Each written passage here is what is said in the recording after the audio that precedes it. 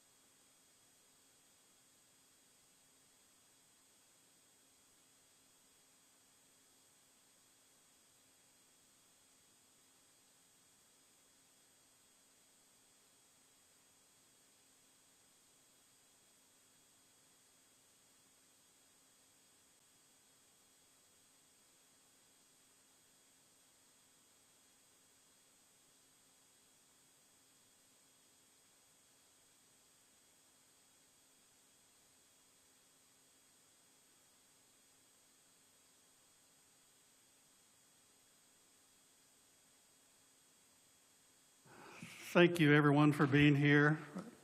We're going to call it to order in just a few seconds after she gets on Zoom, because there's several people we need on Zoom.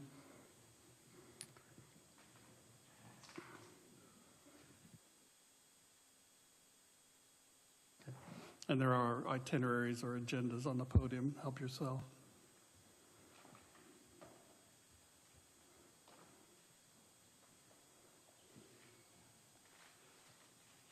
I don't know if we're started yet or not. She left.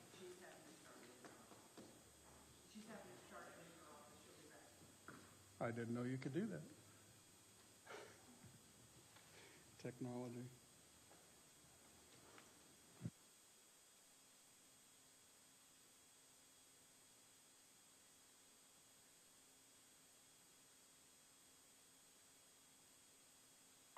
I'd like to call to order the Henry County March 31st Council meeting.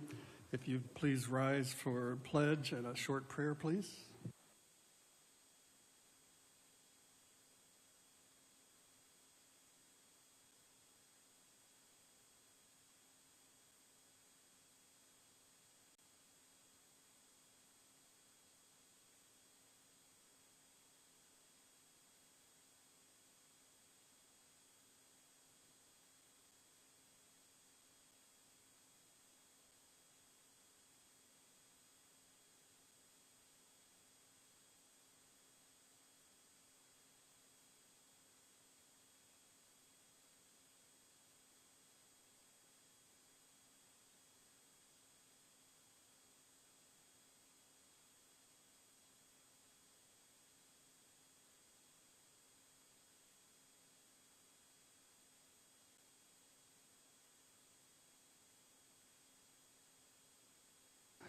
As council members have a chance to read over the February 24th minutes, if so, I would entertain a motion to accept. Move to approve. Second. It's been moved and seconded. All in favor, say aye. Aye. Aye. Aye. Passes unanimously. I believe we have an EDC update, and I think Corey Murphy is here, as is Penny. You've got your light on. I didn't want you to leave with a dead battery. Corey, you're up.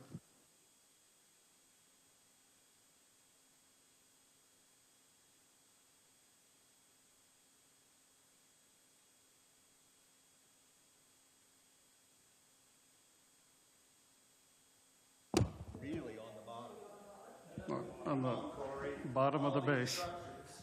They're all different. Each model's different. Go ahead. It was good to see Councilman Griffin this morning. We ran into each other at the Iron Kettle, both of us contributing to the food and beverage tax. Thank you. I had some really good pancakes. Congratulations on the dedication of your jail, of our jail. Commissioners, council, sheriff. I ran into the sheriff yesterday evening, and I tapped him on the shoulder, and I said, I'm so proud that you're my sheriff because you quoted David Allan Coe. I'm a huge country music fan, so if you don't like country music, you probably lost. But he quoted David Allan Coe, so congratulations, sincerely. I know there's other reasons to like him as well. Sure, but that's my favorite one.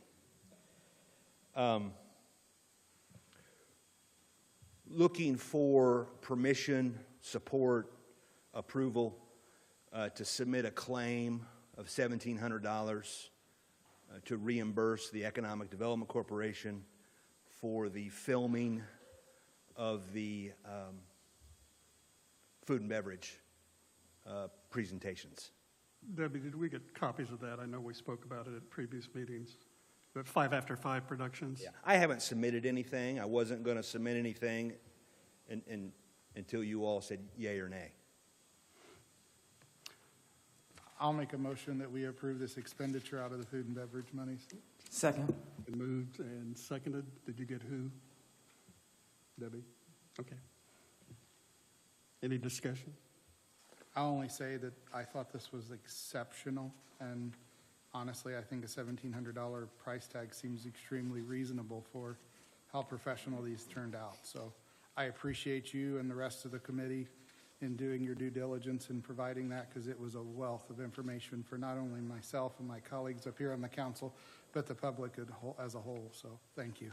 Just to build on that, Cameron does great work, Cameron Grimm. And I had a lot of people reach out to me and say thank you that was public, that they could follow along. You know, the public's watching, and we always want to be as transparent as possible. So to make that available to them, I think just shows the quality of this whole food and beverage process, Corey. So thank you. You're welcome. I add my kudos. It was a pleasure to listen to, and the newspaper, I don't know if they're here. A new face. Our local media did a nice job too. So overall, it was well covered. So thank you, and thank the committee again, and Landon's here. But that's about our 15th kudos in the last 2 weeks, but it's well intended. Go ahead. Oh, we have a motion on the floor. All approve? Say aye. Aye. Thank Against, say. you very Passed much. unanimously. Yes, Appreciate thank it. you. You'll receive this via email. You'll also receive this as a formal invitation. But our annual meeting will be on May 11th. May 11th, 5:30 p.m. to 7:30 p.m. That is a Wednesday.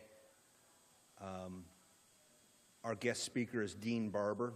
Dean Barber is a site selection consultant and economic development consultant based out of Texas, although he did work a short time in the Fort Wayne area. So there'll be more information to follow, but that's a verbal save the date, May 11th, 5:30 p.m. to 7:30 p.m. Is that at the church, as usual? Location to be determined. Thank you. And then last month, at your regular meeting, I handed out some information on a countywide wayfinding plan. I'm looking for a volunteer from the council to have further discussions about that, to see if we want to pursue a countywide wayfinding plan, which would then lead to signage countywide. I'd be interested in that. Okay?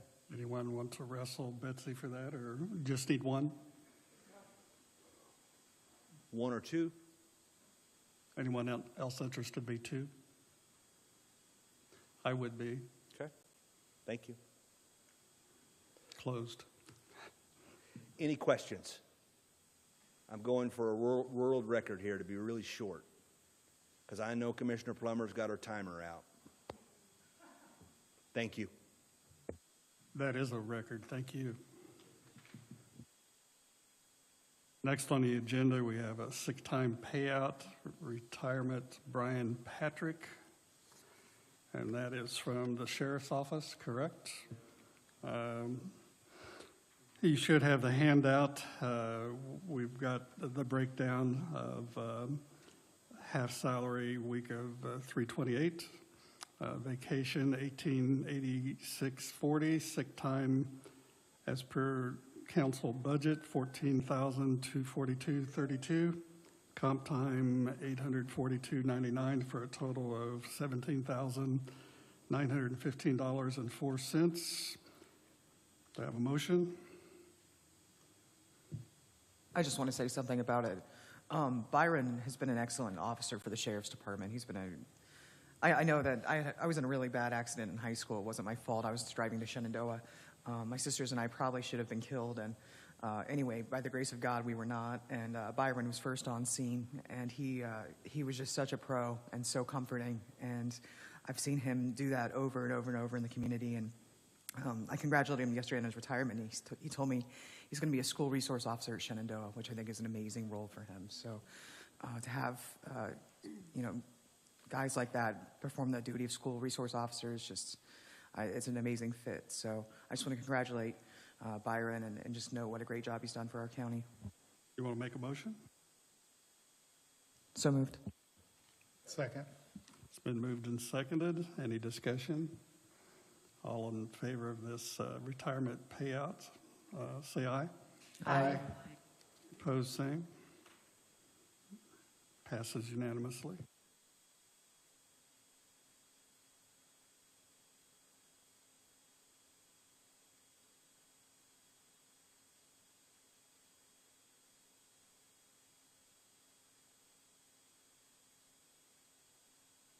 Next, I believe, Joe Copeland, our highway superintendent and county engineer, has a request from the cumulative building fund for some monies, which he'll explain.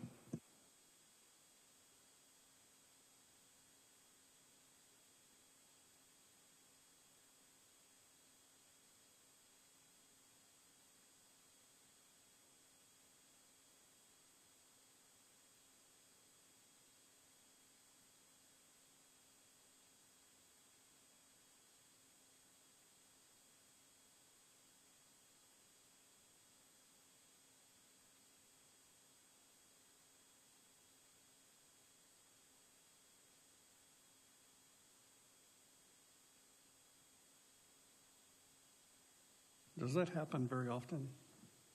Depends on when they, I never know when they're going to be. Okay. It's a guessing game also with the bridge inspection. The inspections are done in July, but will they have all the bills in by the end of the year? This year they did not. Okay.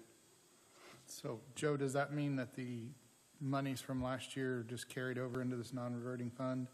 Yeah, In cash, and just carried over, so you're just basically asking him for, it's just paying a bill from last year that you never got paid because you didn't get it, basically. Right. You had the fund still in the fund. Yep, that makes sense. It's happened before, especially in these big projects. I remember this a couple of years ago, we went through this. So.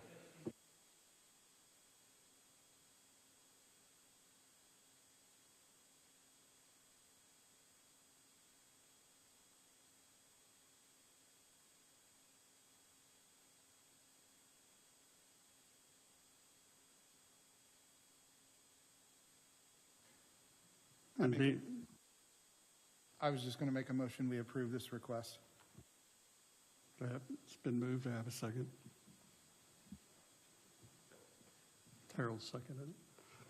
My discussion was, being the liaison for the highway department, I know that Cume Bridge Fund is slim compared with other East Central Indiana counties. I mean, very slim compared to others.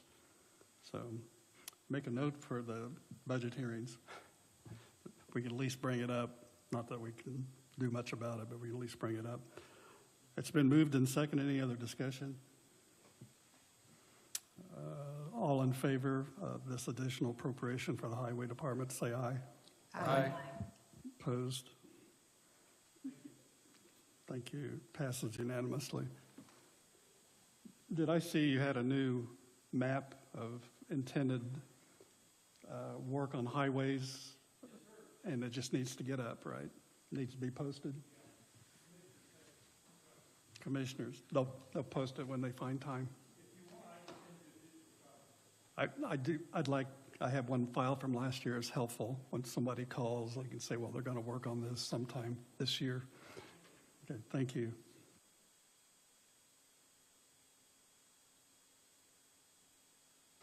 The courts, Circuit Court 2, statement of salaries, payout of supplementary fund temporarily. Do we have anyone here from the courts, or Debbie, do you have an explanation? Yeah.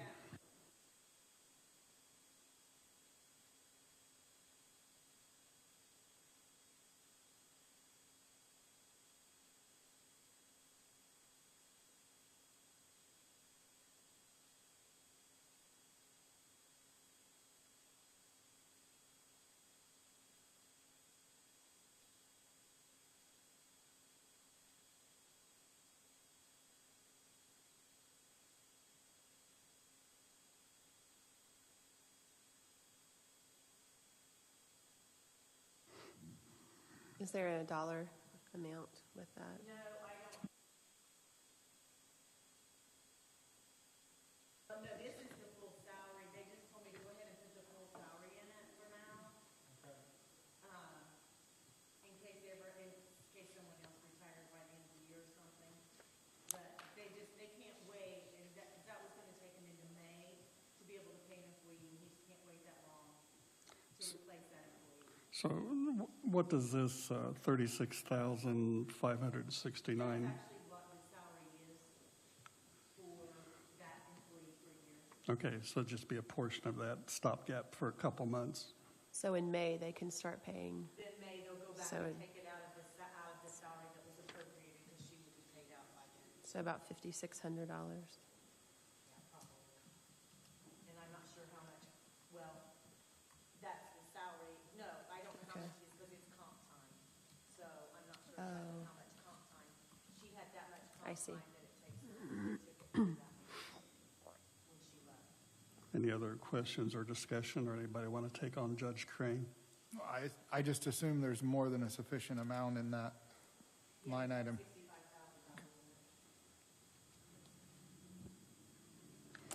Motion to approve? Second. It's moved and seconded. Any other discussion? If not, all in favor, aye. Aye. Aye. Opposed? Passes unanimously.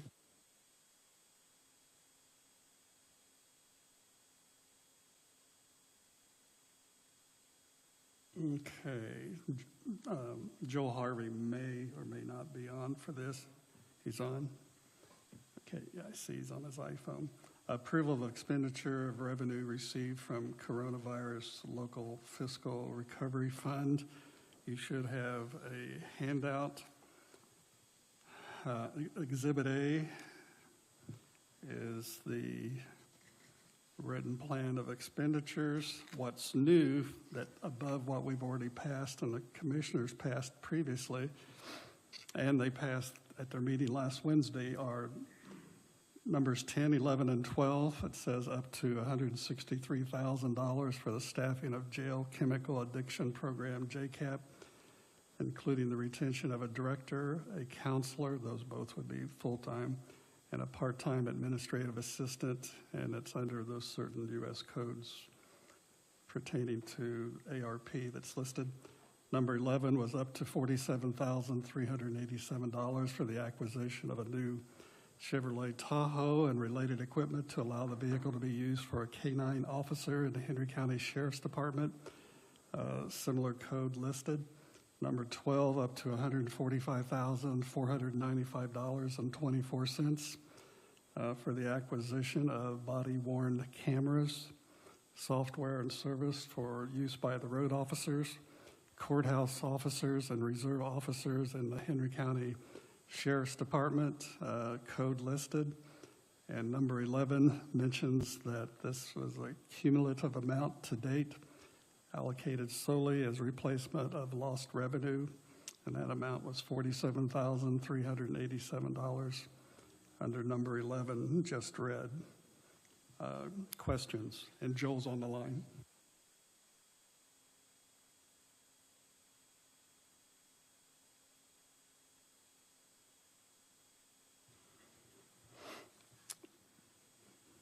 Joel, you want to make any comments, or is it pretty self-explanatory what I read? I don't think I needed to read those things that we'd already passed.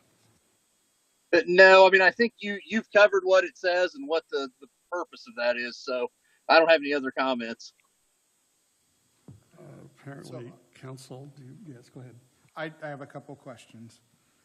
If my math is right, this pretty well takes care of the first allotment that we have. I've got 4.3435 million in these numbers that we've got on these pages. Is that correct? With the exception of, it won't really be $1 million for legal and financial advisory services, but that's what we have on the paper. I think your math is right. Does that sound right, Kenan? It was discussed at a prior meeting that with the final rules that came out and the simplification, that our amount was less than 10,000. So we can use the majority of this tranche for the first half. Pretty much as lost revenues, we predicted that the amount for legal, auditing, and those would probably be considerably less than the 1 million. We just haven't, as a committee, made that change yet. The other thing is the up to 750,000 for digitizing those. Both those contracts came in much less, around 450, 500. Yeah, we're gonna have, yeah. So while it's very close to what we've appropriated, a couple of those that were up to have come in less than that. Okay. Can someone explain then this note at the bottom about lost revenue? I mean, is this the only thing that's been allocated for lost revenue? I know that's something I brought up in previous meetings because of what we're going to be facing in the general fund. We are not required, and Joel, you can chime in on this one. We are not required to put 100%. We can use lost revenues as we go. Is that correct, Joel? Yeah, that's correct. And I also thought that particular expenditure didn't fit in any of the other categories neatly. And so the lost revenue category is basically anything but debt service and pension replacement. So I thought that was the best place to put it. And I think that's one of the purchase of emergency service vehicles, are one of the items that are specifically listed that you can utilize lost revenue for. So that's why that particular dollar figure was allocated to that bucket. Any other questions? If not, I'd entertain a motion to pass. Motion to approve. Who was second? Harold, okay, thank you. It's been moved and seconded. Any further discussion? If not, all in favor, say aye. Aye. Aye. Opposed? Passes unanimously. Thank you, Joel.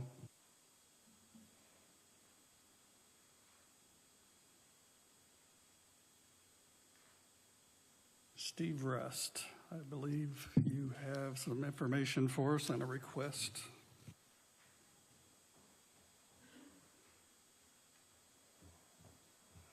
I think all of you have been emailed, Mr. Allen, I think, sent emails out on this situation. I have a bill for $314.67. I don't have it in my budget to pay for gas.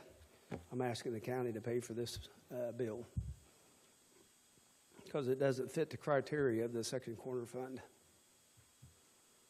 Okay, I read this and I vaguely remember reading something from Attorney Allen, and could you summarize the relevance of what we got from you? Because I'm not an attorney and I don't play one on TV. Steve had questions about using the corner fund for gas. I think there was a line item for $1,500 or so in the previous budget for motor vehicle expenses, got shifted into the corner fund. And corner fund statute states, and Joel can correct me, I read the correspondence between Joel and Steve, that you can use the corner fund for general expenditures proportionally as it relates to the work done on the corner section book each year, corner record book each year. And so it seems like it would be a pain to track how many times he's driven the vehicle for the need of the corner record book and find a way to pay out of that fund for the gas expenses versus, because he has no other fund to pay for it. So that's why. Steve, have you done any, could you estimate the corner record book work you've done and you used travel to do so this year? There we go.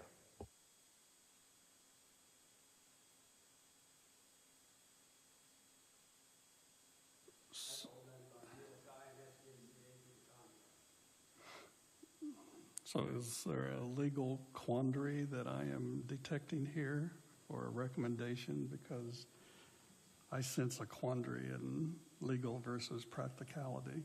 Steve, did you give Kyle some background information about our budget session? Okay, so are there, I'm sorry. Oh, good. Are there other items that are going to have the same issue, or is this, do we need to give the $15 back into your budget right now, or are there going to be additional ones? I'm just trying to figure out what the final summary of your conversation with Kyle was.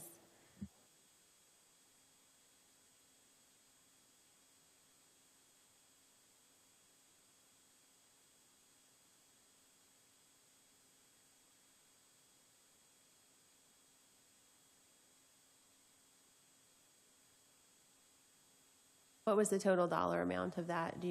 I don't remember what we removed and asked you to use out of that fund. I can't remember the total dollar amount.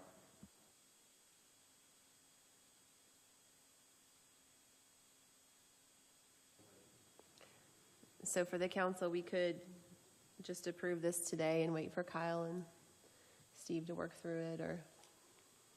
Well, as I recall, that amount was more than enough to cover $315, give or take. Yeah, the fuel was $1,500, you just said, is that right? Yes. So is that a motion? Or? I make a motion to approve this bill and ask if Kyle is willing to have a recommendation to us as needed. Yeah, we'll work through the rest of it. As far as fuel goes, it's probably going to be quarterly that you get the bills from the highway department.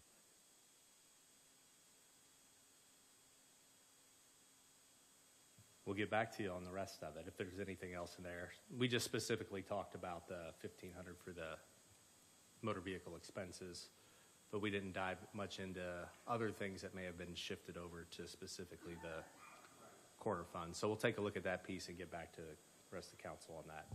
So, Kyle, is your hourly rate less than Joel's? That's not a paid position. Okay. There's a motion on the floor. I'll second. Motion to pay the bill. Where from? I mean, Yeah, where from, I need Chad? to know where to pay it from. So in the motion, you could put. Well, I'm going to amend my motion. Motion, to pay the bill from reclassification. Second. Okay, it's been a motion to pay this $314.67 out of reclassification fund. Any further discussion? If not, all those in favor, say aye. Aye. Aye. Opposed? Passes unanimously. Thank you, Steve. Appointment to the EDC board. Now, we have two. I think one was in the packet from Debbie, and one was placed on your desk, I think. And I'm seeing one. Oh, here's both. Okay. Let's go alphabetically. This one's from Kara Huffman. Good morning. I hope you had a good weekend. I will not read all that. My interest in the love of real estate came from my upbringing. I grew up helping my grandpa take care of rental properties and helping my mom renovate homes that we lived in throughout the years as an adult. I went to flip many homes and have always taken pride in remodeling them with higher standards, even when that meant less profit. In early 2021, I started to get the itch to do another project and turn my focus to commercial property in the effort to support our local downtown revitalization. My husband and I purchased 1122 Broad Street with the intention of completing a half floor at a time and renting it out as an income property. We unexpectedly sold the building we were occupying at 208 South Main and therefore began renovation of 1122 on a larger scale. Though that we could move our office operations, I acted as the general contractor for the project and worked with local contractors and architects and engineers to stabilize the building structurally. We were able to move our office into the building in a matter of months. There was no electric, plumbing, HVAC, or even floors on the second and third floors when we purchased the building. While we have half the main floor to complete and the entire third floor, we have tons of progress in a short amount of time. We have invested a lot of time and money into 1122 Broad Street and hope to continue to improve not only our building, but the areas around us. Our goal is to provide market rate apartments and a high-end retail space downtown. As a company, FC Tucker Crossroads donates and sponsors to literally countless local teams and efforts. We love being part of this community and understand that our success depends on the success of all of us, and that comes from great leadership and vision. Again, I would love to continue to be part of the Economic Development Commission, and thank you for your time and consideration. And that's from Kara Huffman.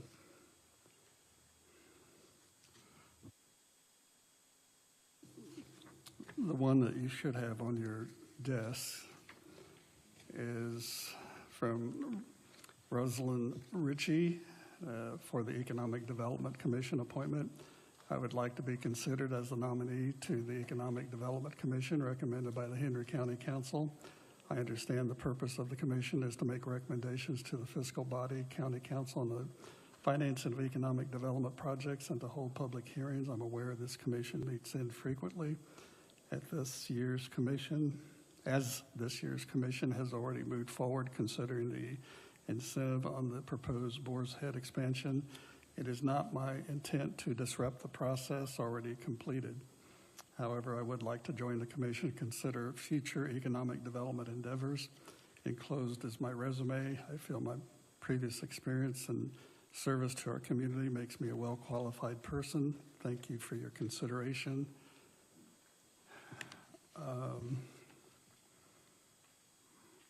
I'm going to summarize this because this will take about 10 minutes if I read everything, but lifelong residents of Henry County, married to Daniel Ritchie, mother of 3 children, 9 grandchildren, resides on a farm in Harrison Township, graduate from Purdue University with a BS in science to teach high school math. Current financial secretary to Sulphur Springs Christian Church. Worked with a group of citizens to update the WEX, including proposed written revisions. 40 plus years as a member of the Indiana Extension Homemakers Association. Served on the local club, worked updating state bylaws, articles of confederation, handbooks.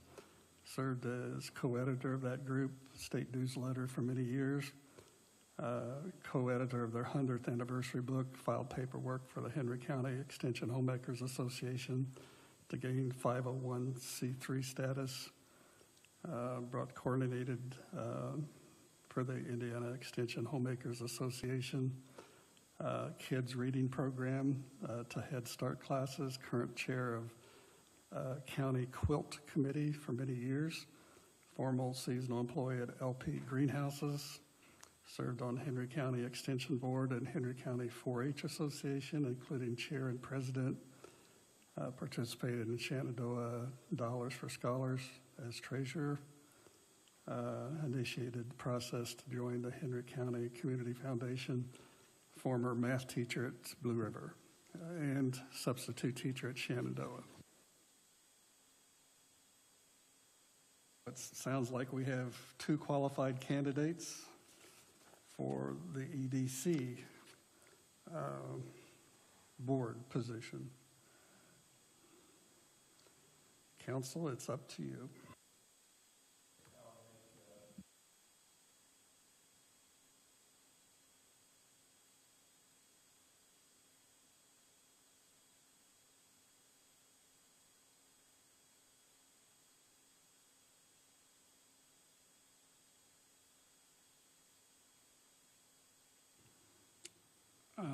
I don't know if that was a motion or are there other comments? So you're moving Rosie Ritchie for this appointment? It's been moved. Do I hear a second? I'll second. Who was that? Susan? It's been moved and seconded for Rosalind Ritchie to be appointed to the EDC. Any discussion? If not, all of those in favor, say aye. Aye. Aye.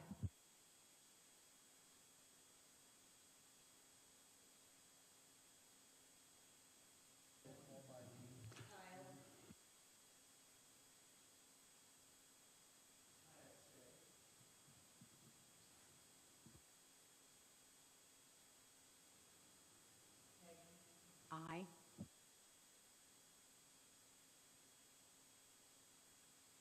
Aye. Aye. I'm a nay, but I'll explain that only because of Kara's extreme experience in real estate, which I think is invaluable to that board, is the big difference for me. You don't need my vote. So there's no tie.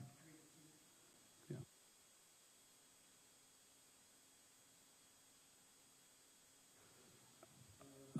We had, yeah.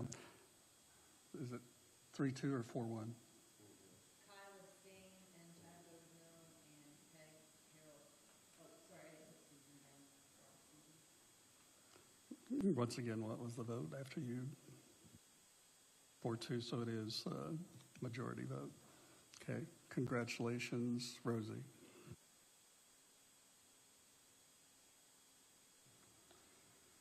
We have a coroner update, and the coroner is indisposed, I hear, and Betsy Mills is the liaison, so you can present that, Betsy. Absolutely. Council should have received Stacy's report late last night. He literally flew in and came home and wrote it. So late night for him, and he and I spoke for quite a long time last night just so I could have this update. But essentially, Henry County's morgue situation is not great. We have two places for trying to find the right way to phrase this, but it's to hold the deceased in our county, and they're both at the hospital. And not only that, but there's some ventilation issues that we can't even hold COVID bodies in there. And yesterday, our county lost one of our deputy coroners who worked at Delaware County that made an opportunity for us to be able to use that as a place to do autopsies and do it inexpensively. So it looks like our options are that we would have to go back to Dr. Sozio, who does a great job, but you know, it's an expensive thing, or we might have to utilize Marion County, and the costs are going to go up. There's going to be more transport. Stacy's looking into all options on that, but something else he's thinking about is could we have our own site in county and have those pathologists come to us? So he's researching this. Everybody knows how hard he's worked to bring the coroner's office to where it needs to be.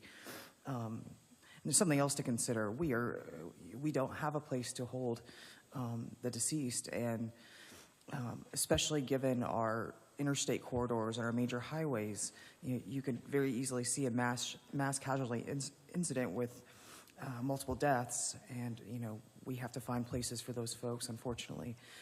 He is working on something that would involve what is about to be the former Henry County Jail, that we might utilize part of that building for storage. And he's looking into different options for that. He's looking into grants, really trying to bring Henry County up to speed based on our population density. Now it looks like Commissioner Plummer wants to jump in.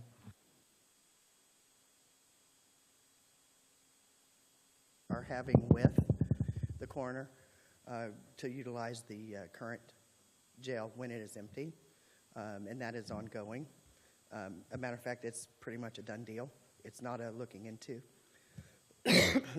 He will be moving into that facility. It has already been discussed about the, it has to be paid for it. I believe he's going to be searching ARP funds for that. But yeah, he is going to be moving into the existing jail. Thank you. I didn't want to overpromise, and I know you've been having those discussions. Susan? I was just going to ask, is it sufficient in size is all it is? Okay. It would hold 15 bodies. It would be 12 by 4, 3 tiers high, 6.5 feet long, and it would hold 2 people on each side. I don't know if you wanted the specifics, but yeah, this is, we're lucky to have people to think about these things that are sometimes difficult to think about. The other thing Stacy wanted me to relay was that we have had 34 deaths in the first quarter of the year. And, you know, the language I've been taught is for our county, 100 deaths in a year, you know, coroner calls, is a bad year. Last year, I believe we had 176. We had 29 in November. Everything after July last year was just sort of pandemonium. We're lucky to have Stacy and a lot of great deputy coroners. So 34 deaths, and if we stay on track, that would put us at 136 for the year. Not saying that's going to be the number. Hopefully it's far fewer people. But why this matters, Stacy's likely going to need an appropriation for autopsy money next month. So he just wanted me to give everybody a heads up on that. So these estimates we have is for equipment that's being investigated, nothing to take action on. I believe so. It's more of information and awareness. Okay, so that's a commissioner matter. Okay. Ken and I have a broadband update if Okay. well, it's a good A question, sorry. Betsy, or maybe even Debbie, have we received the reimbursement from GEO ever? One. Do we know how much it was? Because I believe that figure settled somewhere around 25, 27,000 total. And it was coming into the general fund, is that right? Yes, that goes back into Unless we appropriate it for the, okay. because it was from previous years. Okay, thank you. Yeah, I think, Chad, it was actually in the 30,000, but it was in that range. Around 30. So that's coming in installments, maybe? No, it's just whenever Stacy bills them, then that's when they pay us, and I'm pretty sure he's billed them a second time. And this is for that backlog from a year or so ago. Oh. Yeah, several years, I think, yes, several years. So, Ken, there's two different, there's the backlog, and then there's been additional deaths at the prison, so it's, Backlog was one, and then he did, I think I want to say towards the end of the year, maybe January, he did another claim, like maybe for the end of last year. Okay, but he's billing on a regular basis, it sounds like now. Okay, thank you. Anything else, Betsy? no, that's it. You had another update, you and Chad? I do, yes. So I serve on the EIRPC. I also have been asked to serve on their digital literacy committee, and that's a fancy way of saying, hey, we need rural broadband internet. And Bobby, maybe you can answer this about where the status of us being broadband ready as certified by the state.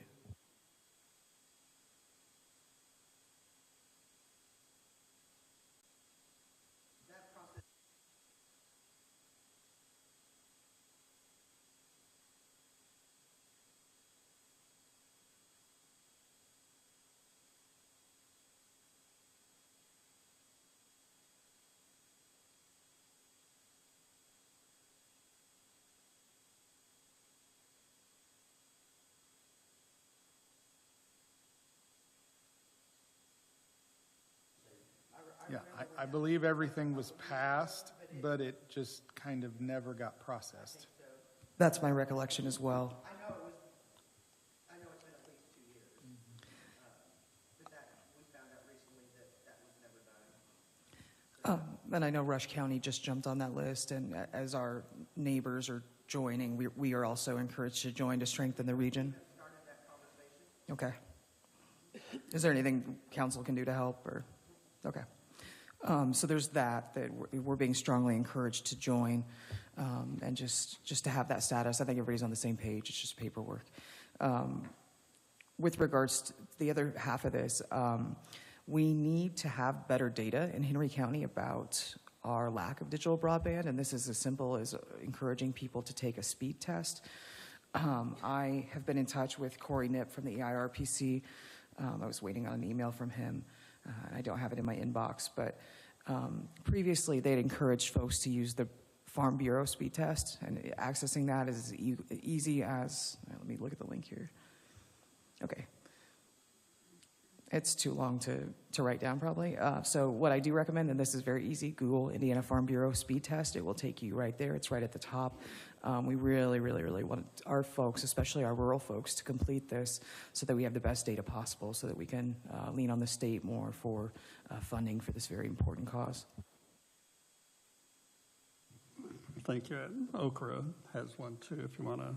It does. I was trying to find it, and I couldn't find it in my email or Googling it, but obviously everybody should be encouraged to do is both. Okay. And Okra is the Office of Community and Rural Affairs in Indianapolis. So either one, Farm Bureau.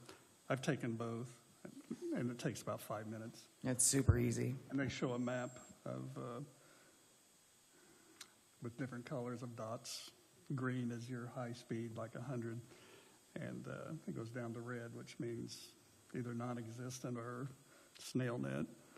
And Rush County had about 20 times more. They must have really pushed that up front. Yeah, I've sat in a couple of meetings with their folks, and they have a pretty strong committee, and they've been pushing this very, very, very hard. And they have a third of our population, so I'm kind of really impressed by their efforts and want to make sure that we can accomplish the same. The link to the Indiana Farm Bureau speed test is infarmbureau.org/resources/broadband-speed.test, if anybody's watching.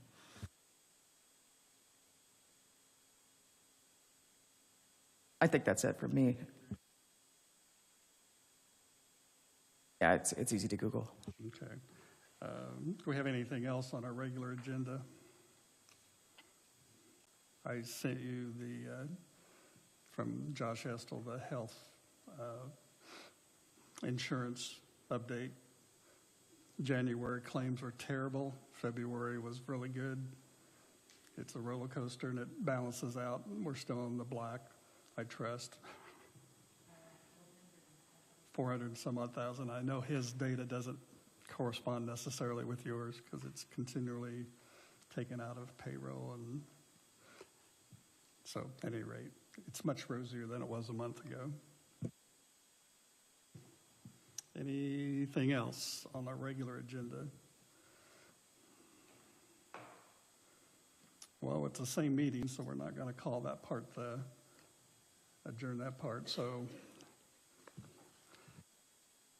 continuation of our discussion that we had at length on Monday relating to food and beverage. We had some of the people here to give additional information and answer questions from the council. We know that the Food and Beverage Advisory Committee met, I think, at least 10 times over 8 months, with a little bit of a couple months hiatus after they found out we might consider bonding. One of the things that I did share with the council is we need to make a decision about bonding soon, before we know how to proceed. So I'm going to open the floor up to anyone that has comments from the council. I was going to make a motion that we first create a list of projects we can fund with cash before we start the bond discussion. When you say cash, Susan, do you mean the 1.35 million that we have on hand? Is it 1.375 or 1.35? It's between the two. Okay. Yes, I make a motion that we begin with a cash list of projects. Okay. Before do that, do you intend to explore bonding after that? Because there's a big difference between 1.35 and 4.5 million. Yes. My motion would be to first create a cash list and then make a decision about how much to bond and make a bond list. Okay, in the back of my mind, I still like to know what the end number is going to be. But if anybody else wants to chime in, Chad, I see your So, lights on. I like Susan's thought pattern. That was my same thought pattern, that, because, and one comment I would like to make, I guess, in addition to, I think in these large projects, based on some history, the council should put a caveat that no monies are released until the project has sufficient funds to cover their first phase. So that way we don't end up with half-built buildings that are now working through problems and trying to figure out funding. I think it makes it's just a difficult way to try to do something. And, we have the Expo, the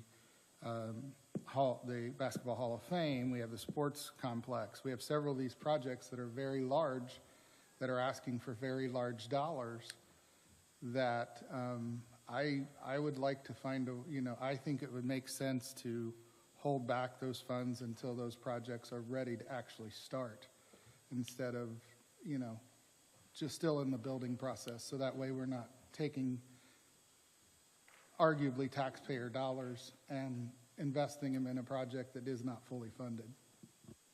But I will second Susan's motion after my discussion, that we do look at a cash price and I still stand by what I said on Monday night. I am very much in favor for bonding. I feel much more comfortable at that 150% number than I do the 125%, but I am still definitely very much in favor of bonding, because while I appreciate that debt can be bad, I think there's a difference between good debt and bad debt, and investment is a good debt to carry. When you're actually investing in the future and investing in return, if you're going out and blowing money on your credit card, that's bad debt, and we don't need that. But if we're making investments for the future, that's good debt, and I think it makes sense to utilize that to build. I mean, that's every business out there utilizes good debt as a tool. It's a tool, and it should be used. So that's my 10 cents. I suspect we would not have the interstate highway system or any of the skyscrapers in downtown Indianapolis or any of the large manufacturing facilities without some debt. I concur with my colleagues. I appreciate what Susan said, and we had a really good chat yesterday, and Chad as well. This is, if we take action today, this is a really big day in Henry County. And I look at these projects, and they're amazing. When we first started having this discussion about bonding, I said, I cannot vote to bond until I see the projects. I just can't commit, because what if the projects aren't good? The projects are excellent. The process that Corey's led us through has been excellent. It was a great committee. They put in goodness knows how many hours. I think everything's been done the right way here. And this is an investment in the future of Henry County. And it's really exciting to me as a young person. And I think about the potential return on investment. And I think of the branding tied in with it. And I think about the people it will bring into our community. And I find that really compelling and really powerful, that we're going to invest, that we may, I can only speak for myself, but invest in our county in such a way. Yes, go ahead, Harold.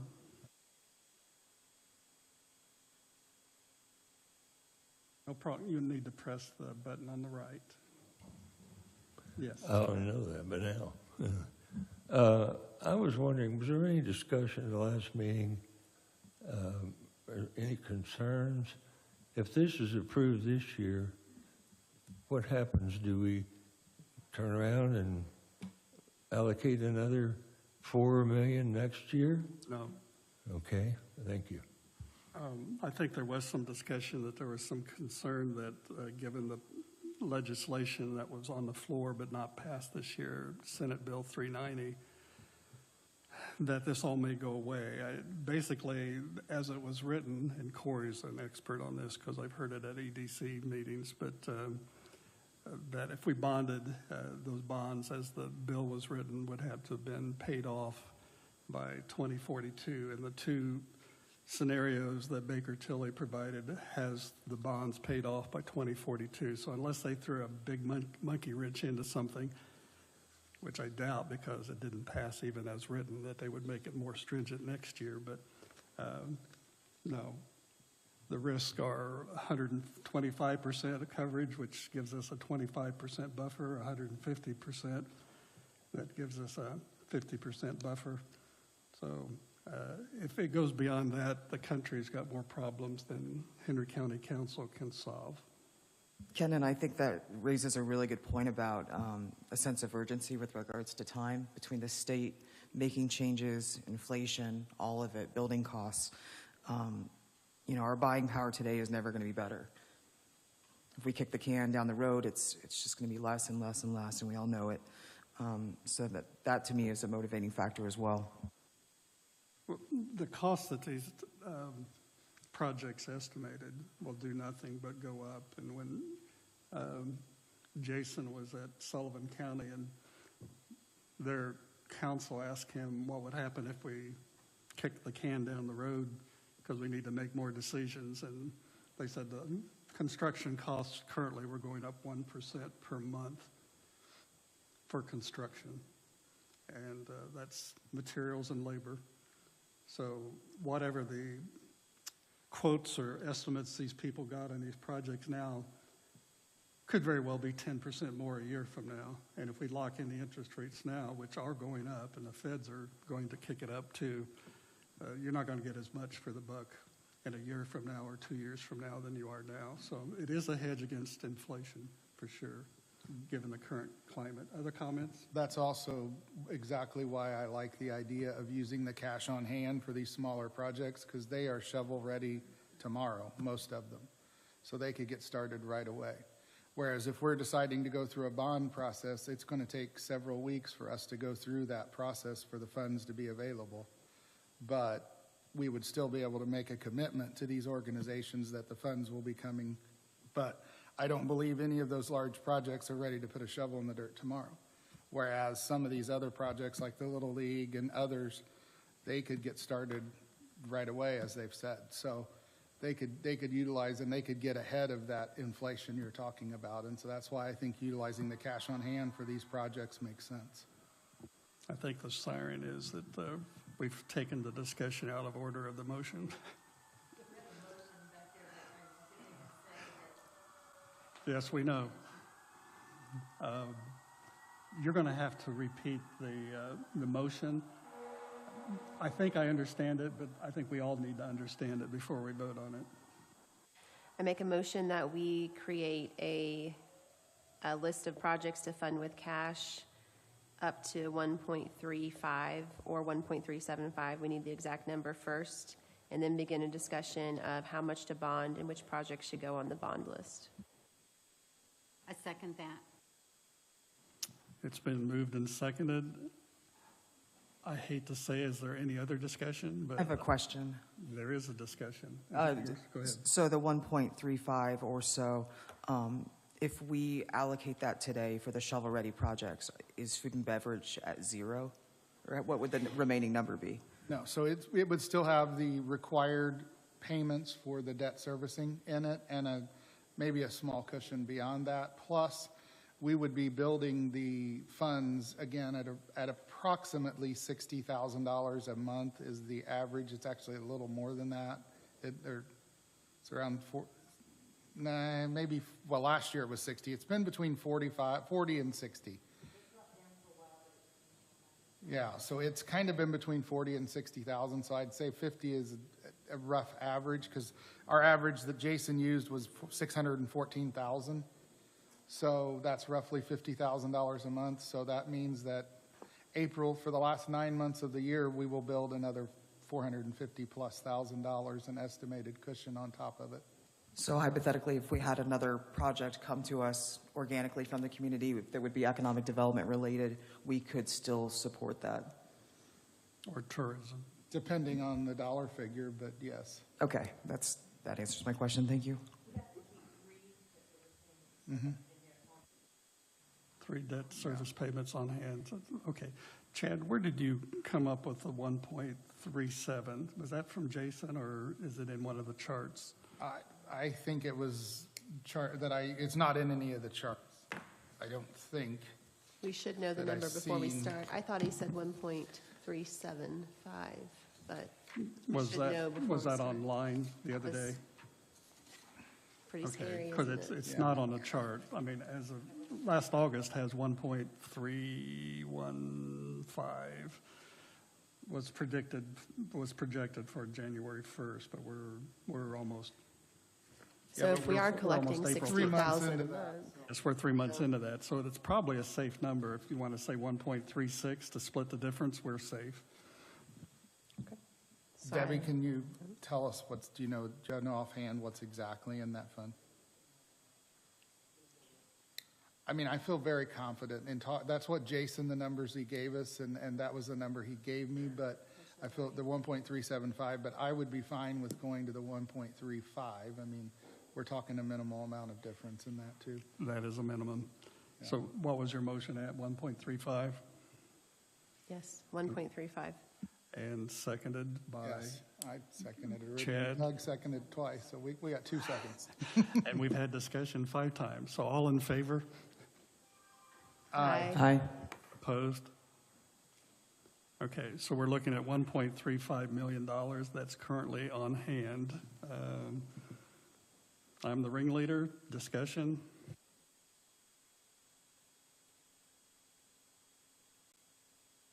This is a new thing, so we got to start somewhere. Go ahead, Chad.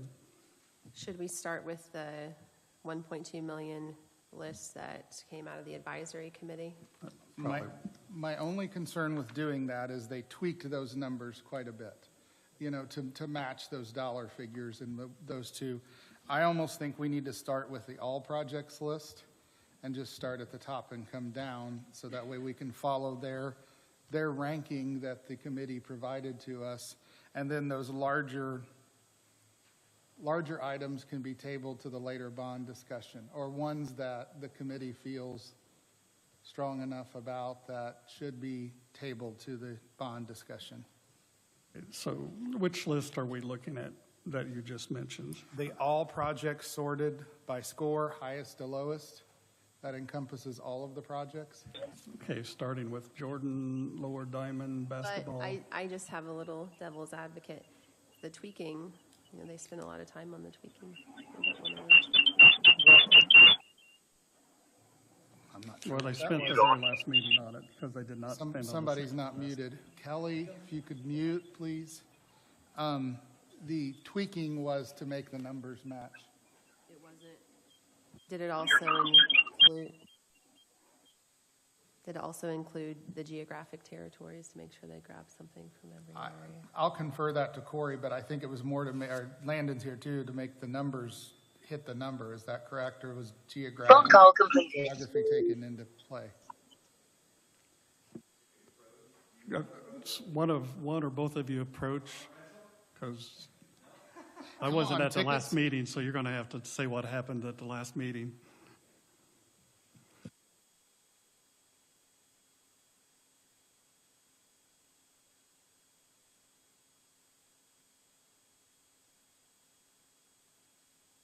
I'm just trying to follow instructions. It's tough. So on the 1.2, so the way we created this was we created the 4.4 list first. That got confirmed, and then we went back and we looked at a 1.2, and essentially on the 1.2, we, any project that was above $1 million, it didn't make it to the 1.2 list. But the scoring helped us early on, and then we moved to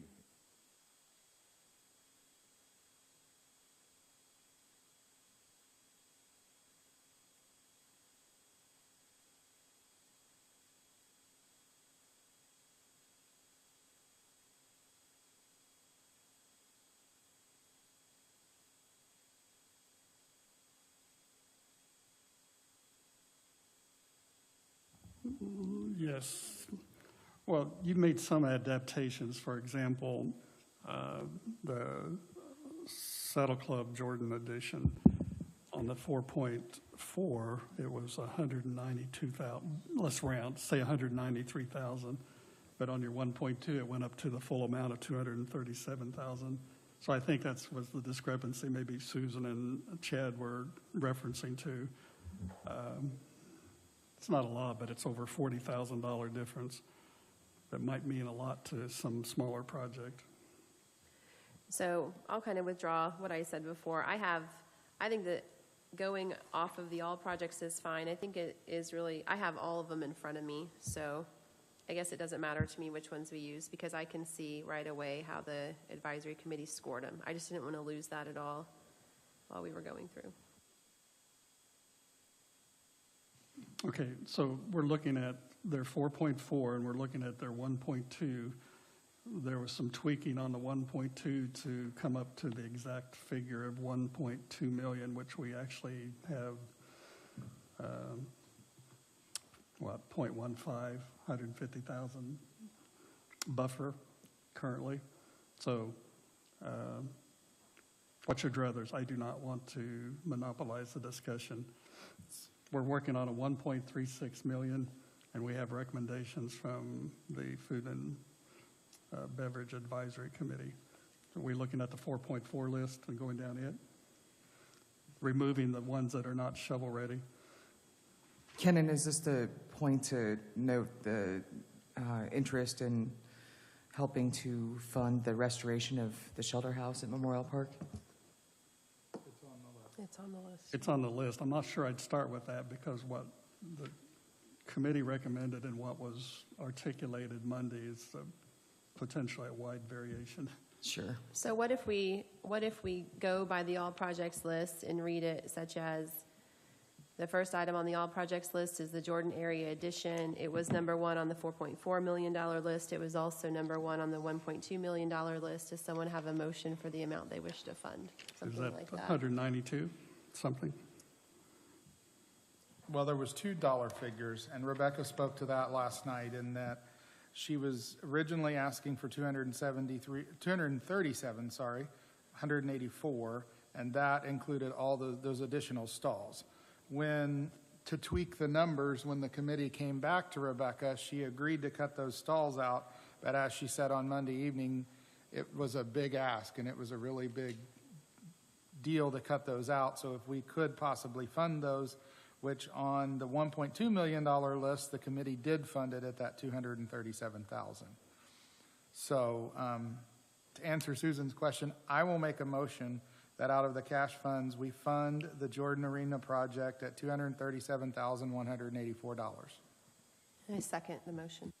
It's been moved and seconded that we approve the Jordan Arena at the Saddle Club addition and enclosure for the maximum amount of $237,184. Any discussion?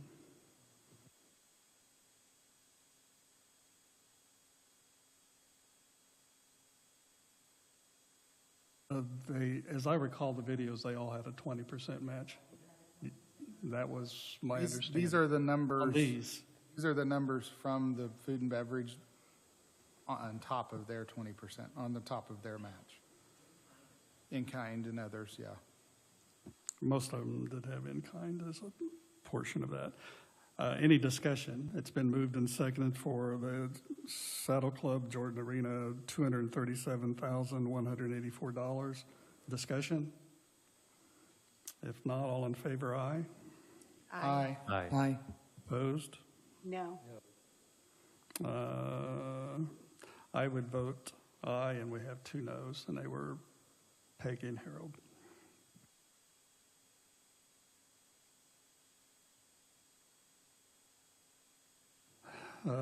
Next, who would like to address? So the second one was the renovation of the lower diamond. It was on the $4.4 million recommended list and the $1.2 million recommended list at $150,000 on each list. And that was the request. I make a motion to fund at $150,000. I'll second. Got a motion and a second on the lower diamond for the amount recommended by the advisory committee of $150,000. Any discussion? If not, all in favor, aye. Aye. Opposed? No. I will vote yes, and we have one no. Debbie? The next project is the Basketball Hall of Fame. I would think we set this aside for the bond discussion. Okay, is that a motion? Sure. I make a motion, we set this aside until later in the meeting with the bond discussion. Have a second? Second. Any discussion? It's been moved and seconded that we put on hold until the bond discussion any amounts for the Indiana Basketball Hall of Fame expansion. All in favor, aye. Aye. Opposed?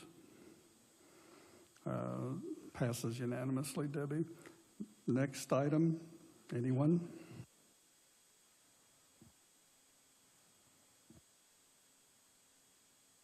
The next item on the list is the 1974 Trojan Lane project. It was included on the $4.4 million project list at $150,000, and also on the $1.2 million recommended list at $150,000.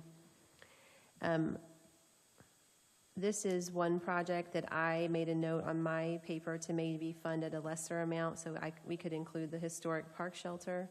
So I won't make a motion for this one. I want to hear what other people think. I shared my concern on Monday evening about this project with one of the pre-qualifiers in the application process was to be self-sustaining after the fact, and this project asked for funding to be given to them in order to make that possible. So I'm not sure that truly meets the spirit of the requirement, and so that was my concern I expressed there. Unfortunately, I don't know if there's anyone here that can answer the questions on that from that committee, but that was my concern with this project.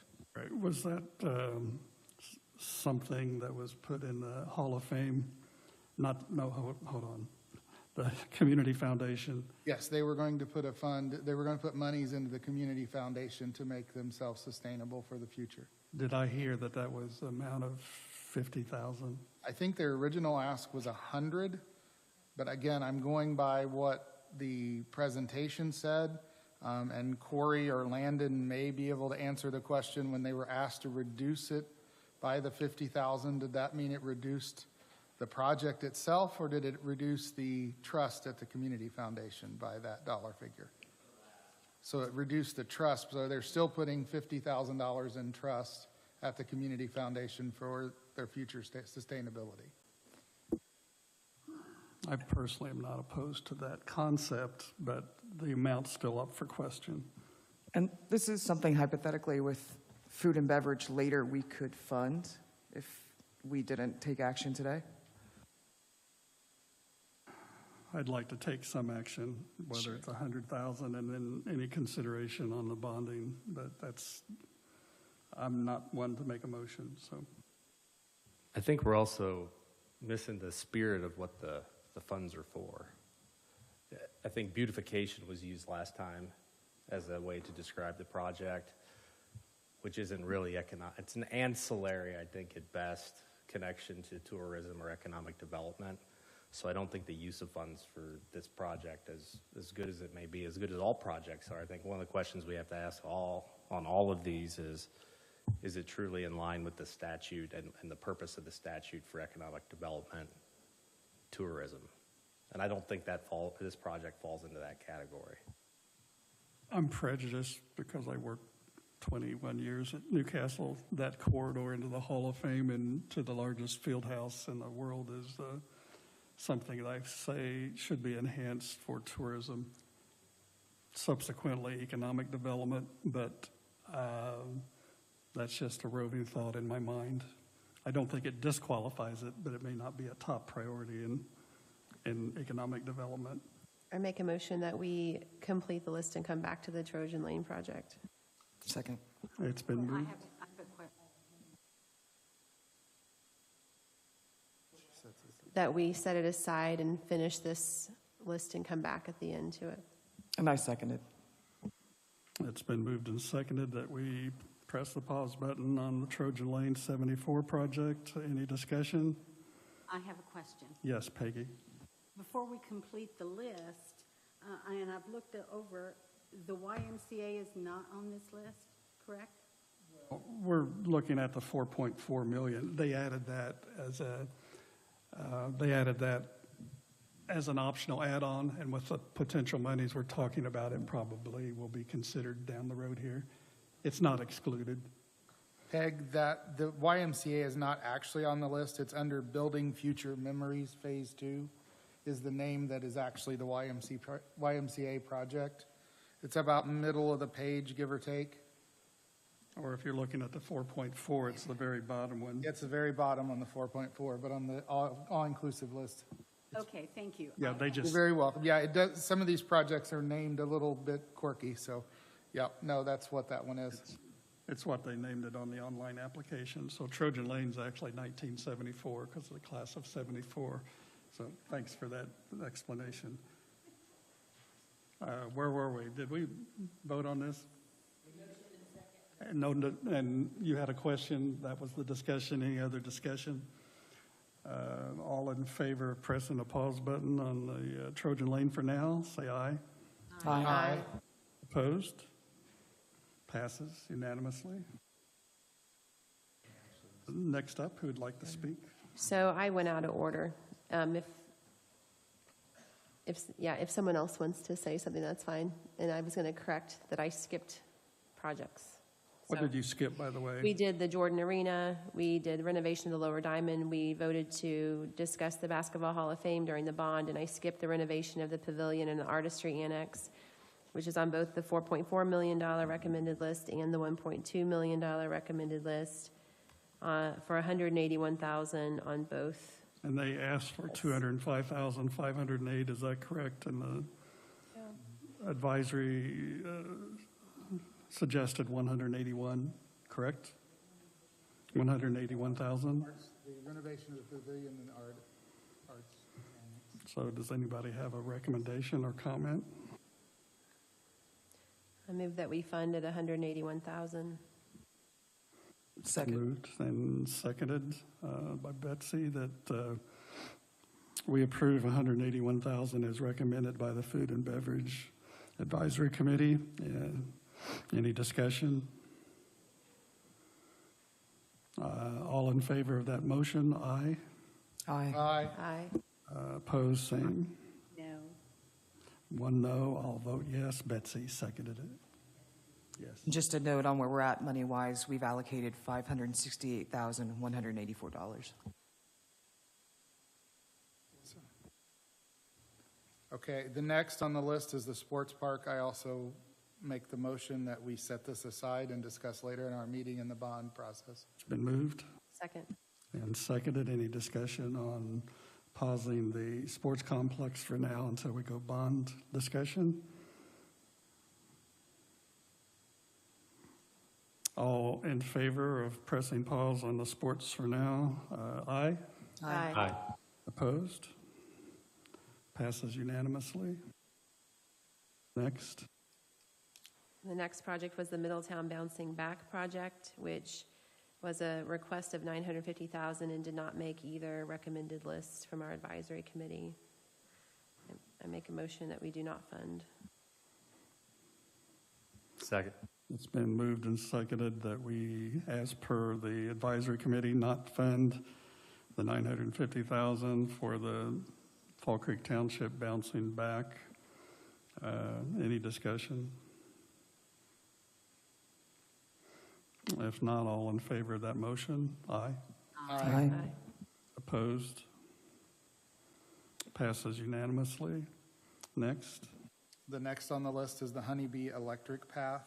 It also did not make any of the recommended lists. So as the same as the previous, I make the motion that we do not fund this project. Been moved not to fund. Second that. I heard 2 seconds. I heard Peggy first. Is that Peggy's second? It's been moved and seconded not to fund the Bouncing Back Middletown project. Any discussion? Oh. On the Honeybee Trail expansion.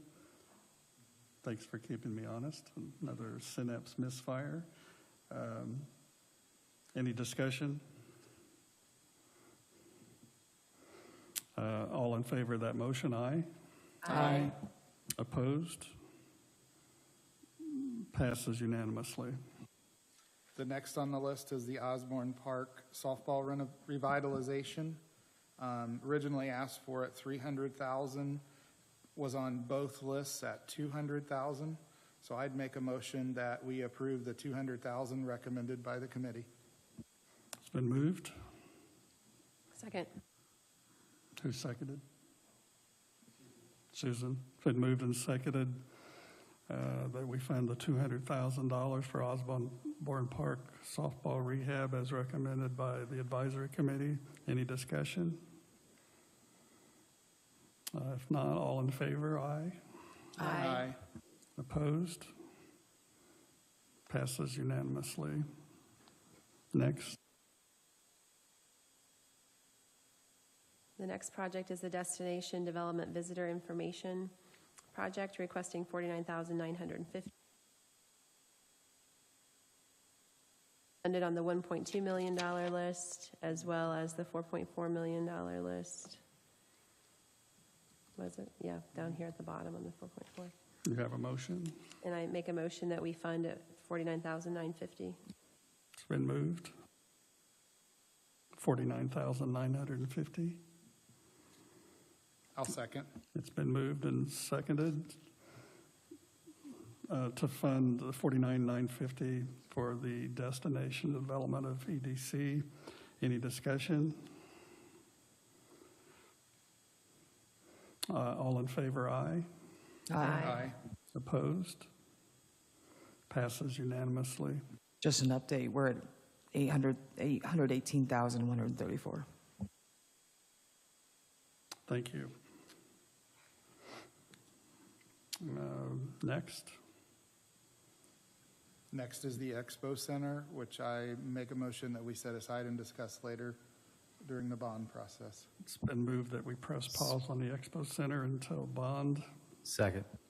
And seconded. Any discussion? All in favor of pressing pause on the Expo Center for now? Aye. Aye. Opposed? Passes unanimously. What's next?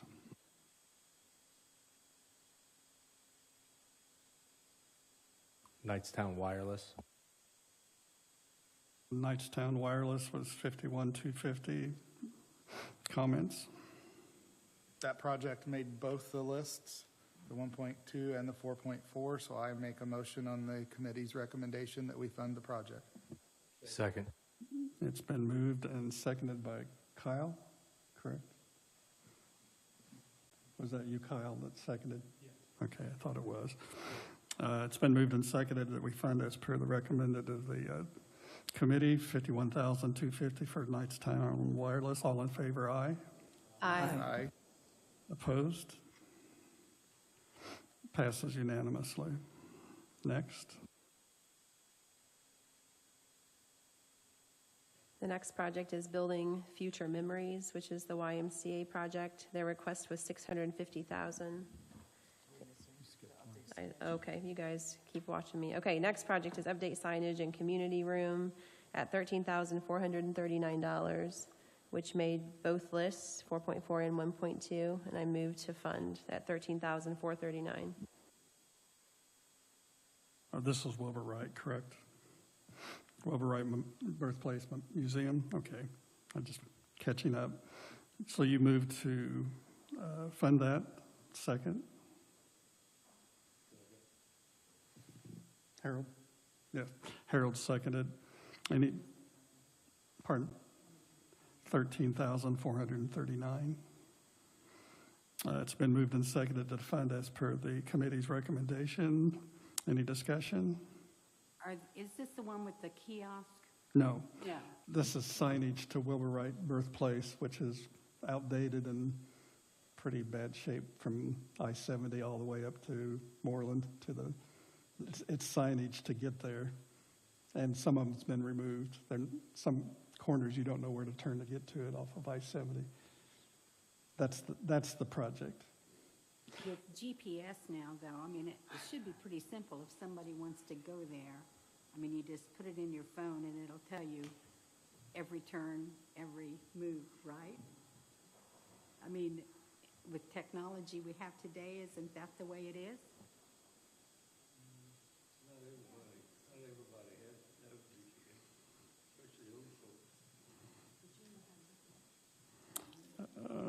Any other discussion? Any other discussion?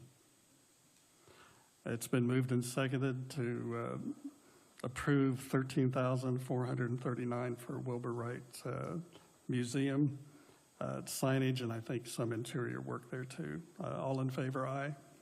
Aye. Aye. Aye. Opposed? No. I vote yes. 1 no. Passes. Next on the list, council. The next one on the list now is Building Future Memories, which is the YMCA project, requesting funding at $650,000. It made it on the $4.4 million recommended list at $301,720 and did not make the $1.2 million recommended list. And I will go ahead and make a motion that we wait on bonding discussion for this project. Second. Okay. It's a larger project, and you moved to pause it until the bonding discussion. Any discussion? All in favor of pressing pause on the YMCA Building Future Memories for now, say aye. Aye. Opposed? Passes unanimously. Next. The next one is the 10 sets of ADA bleachers at Dietrich Park. It is on both of the lists at $48,000. So based on the committee's recommendation, I make a motion that we approve funding this project. I'll second that. Okay, and this is Middletown Dietrich Park. It's been moved and seconded to fund at the rate suggested by Food and Beverage Advisory of $48,000. Any discussion? If not, all in favor, aye. Aye. Opposed? Passes unanimously. Mr. President, just an update. We're at $930,823. Thank you. And I think the bottom 14 numbers get less. So what's next? So next on the list is the new period style street lighting. That did not make either of the committee's recommended lists. So based on the committee's recommendation, I make the motion we do not fund this project. It's been moved. Second that. And second, any discussion on new period lighting not funding? If not, all in favor of the motion not to fund, aye. Aye. Aye. Opposed? Passes unanimously. What's next? Henry County Bicentennial.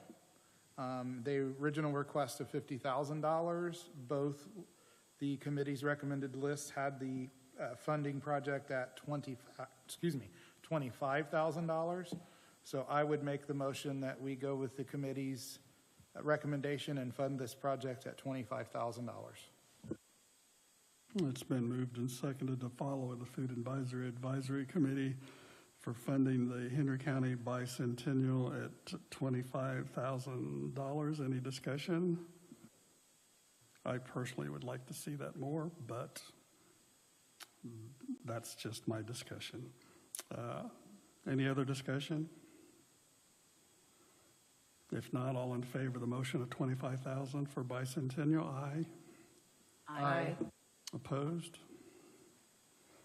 Passes unanimously. Next. The next project is the National Register of Historic Places signage, requesting $7,565. It's on both advisory committee lists at $7,565, so I make a motion we fund at that amount. It's been moved. Second. It's been moved and seconded to fund the recommended advisory amount of $7,765 for the National Register of Historic Places in Middletown. Any discussion? Has the cost gone up since they've done that at Memorial Park? Apparently. That's my comment. That's on only discussion. All in favor of the motion to fund at the rate recommended for National Register of Historic Places, aye. Aye. Aye. Opposed? Passes unanimously. Next. The next on the list is new picnic tables and trash receptacles at Louisville Park with a request of $4,944, and that request made both advisory lists for $4,944. So I move we fund at this amount. It's been moved. And Harold seconded it. It's been moved and seconded, $4,944 for Lewis Park tables and trash. The only request from the town of Louisville may not fit tourism and economic development, but it makes a big difference for Louisville and the park. End of my discussion. Any other discussion? All in favor of the $49.44 for Louisville tables and trash as presented, aye. Aye. Aye. Opposed? Nay. That was Kyle. One nay. One nay. Next. The next on the list is a billboard request from Knightstown. Request was $14,100, and that request made it onto the $1.2 million list, but not the 4.4. Is that what you're seeing too? Okay. And that was a lease, wasn't it? A monthly. Was this one of the ones that had a legal concern with whether or not it was? I don't know that it was a legal concern as it was property, and he's shaking his head no. It wasn't illegal, it was just a monthly advertising. I think what the discussion, as I recall, is why it, marketing. So I would make a motion that we approve at $14,100. Did it make your recommended list? Just not the 4.4. And Susan recommended we fund it. That's a 3-year lease, correct? You recommended we fund it. That was my motion, yes. Okay. Have a second? Corey, I have a question. Why did it not make the larger list? Good deal. Okay. I'll second Susan's motion. Oh, Marge. You make us feel better. It's been moved and seconded that we fund the billboard Knightstown 3-year lease, $14,100. Any discussion? If not, all in favor, aye. Aye. Aye. Opposed? No. One no. I abstain. Update on money. We're at $982,432. Thank you, Betsy. The next on the list is a historic shelter house with a request of $225,000. This request did not make the $1.2 million list and was included as an alternate on the $4.4 million list. And even with that in mind, I make a motion we fund at $225,000. What would that take it up to, Betsy? If we had $225,000 to your previous balance? That puts us at 1.2. Okay. So it's been moved. It's been moved and seconded to fund the alternates recommend, the 3-3 recommendation from the committee at $225,000. Any discussion?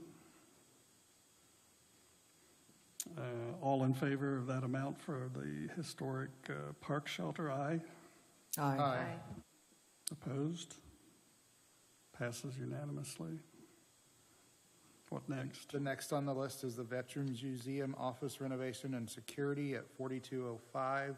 That made both of the lists, so based on the committee's recommendation, I make a motion that we fund this project. Been moved Second.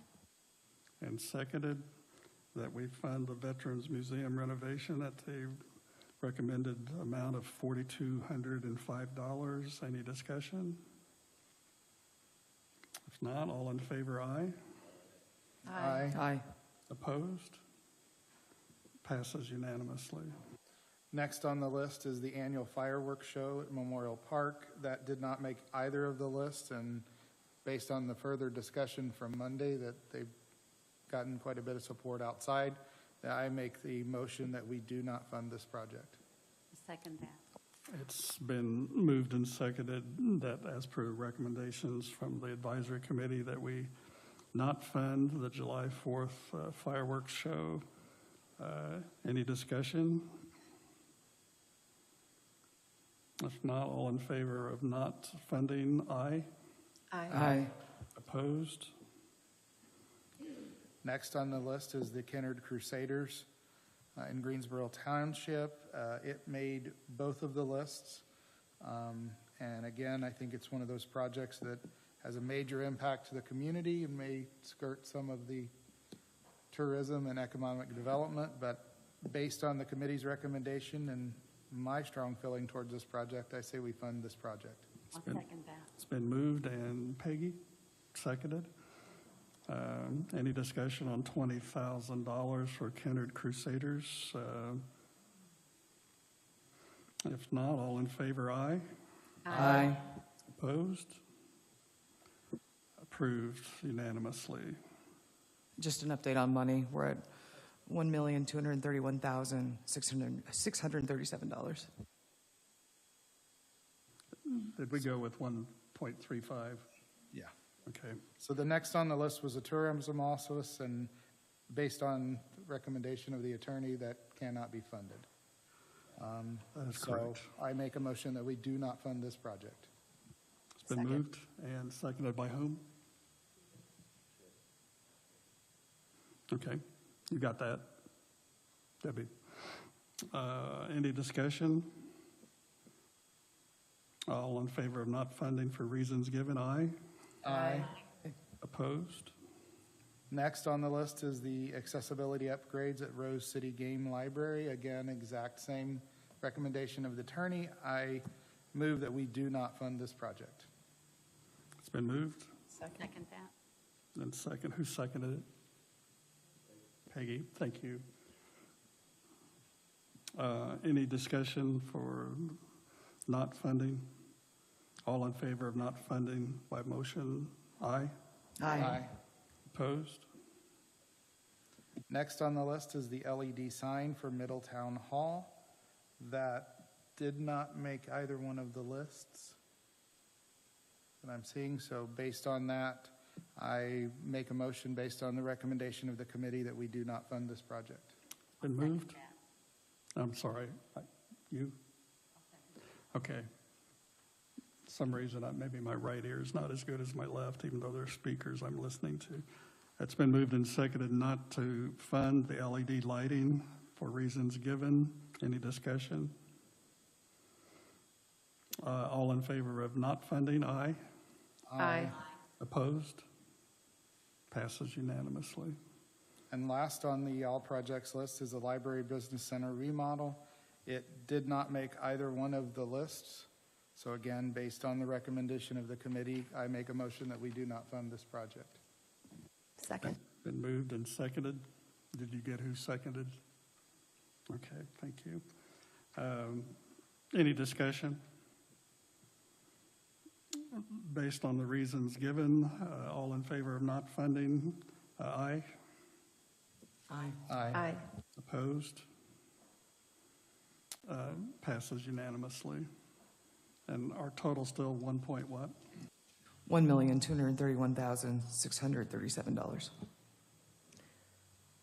if we go back now to look at 1974 Trojan Lane project, I would make a motion that we commit in remaining funds to this project, even though it is not a project that I am as excited about as others. If we follow the advisory committee recommendations, they did place it at the top of the list, so I would fund with remaining cash funds that project. That's my motion.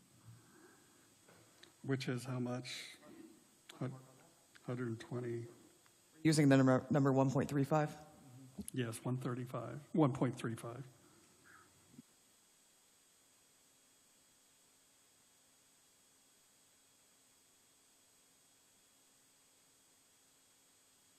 Don't hurry, Chad will have it in his head. He already told me. Told you. The number, if I have it correctly, I have a human calculator to my left, $118,363. 118 what? $118,363. Sorry. $363. You're showing off. Sorry. Would we need to check with them to see if that was still enough to make a project reach completion? Yes. Okay. So then I would amend my motion that I make a motion that we fund $118,363 the 1974 Trojan Lane project if they confirm that that will allow them to complete a project. It's been moved. Do I have a second? I'll second that. Peggy seconded. Any discussion? I would only reiterate my concern with, I don't think it met the spirit of the application asking for it to be self-sustaining. And I think Kyle makes valid point. I'm not sure it really truly meets the requirements of the food and beverage monies for economic development and tourism. I think it's very, very gray, and I get that, but I think I would rather throw more money at the, some of the other projects on here, like the Bicentennial or other things like that, that definitely meet the tourism factor. So that's my only comment. My only comment is I resemble your gray statement, and I think it probably does as much as some of the smaller ones that we approved earlier, but that's just a comment. I agree, and with the difference in those other smaller ones, that they're self-sustaining. Gotcha. It's been moved and seconded. Any other comments or discussion besides Chad and Kennan? If not, all in favor of $118,363 for Trojan Lane project, say aye. Aye. Aye. Opposed? No. Nay. Who was the no? Betsy. I would be, Kyle. Was there one or two no's? 3 no's. I would vote yes. No. So 4-3? And Peggy and Harold voted yes? Okay. 4-3, I broke the tie. Closest one tonight. Where are we at, folks? We're at 1.35. That's, yeah, because we just allocated the Right. remaining. I guess I meant where are we at as far as proceeding, or are we? So now we have to talk about the bonding, and I think you were looking for this earlier, so I'm going to step up to the plate and make a motion that we bond at the 150% number, which is a total of $3.83 million, which nets out $3.28 million in revenue. That's based on Baker Tilly's update from about That is correct. 2 weeks ago, right? That's based on Baker Tilly's recommendation in scenario number 2. Okay, it's been moved that by Chad that we bond at the 150% coverage of bonds, which is the more conservative of the two, at $3.280, $3,280,000, correct? That is, yeah, that's correct. Okay, so it's been moved. Second. seconded by Susan. Discussion. Did you say 3.28? Yes. that's Yes, correct. it's 150%, so we have 50% buffer basically built into that. Yes, 3.28. It's a buffer, but it also adds additional revenue. So as Betsy was saying, in the future, you could fund other projects a few years down the road with cash on hand. Yeah. It is more conservative than recent food and beverage bonding. Actually, the last one was 175%. The previous one was 137.5.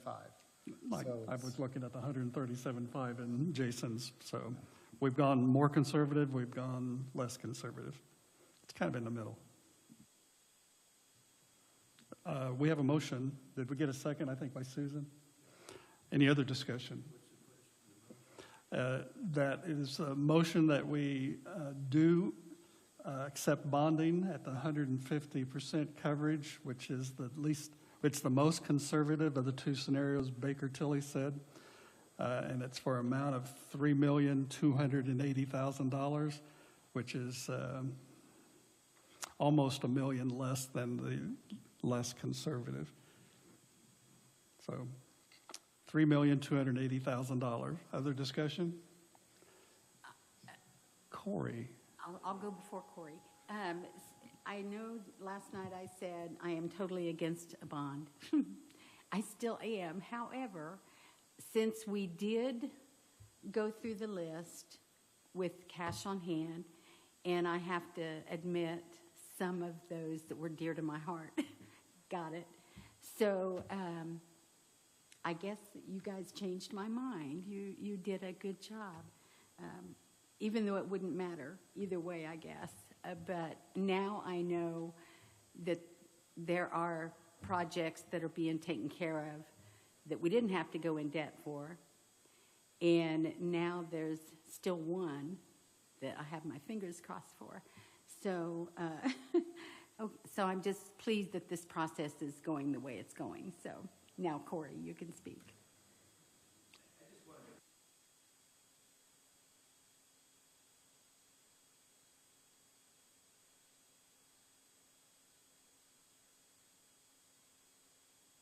Yes, it's $3,882,000. The $3,280,000, that's the amount of cash on hand for awards out of the bond. Yes, that's correct.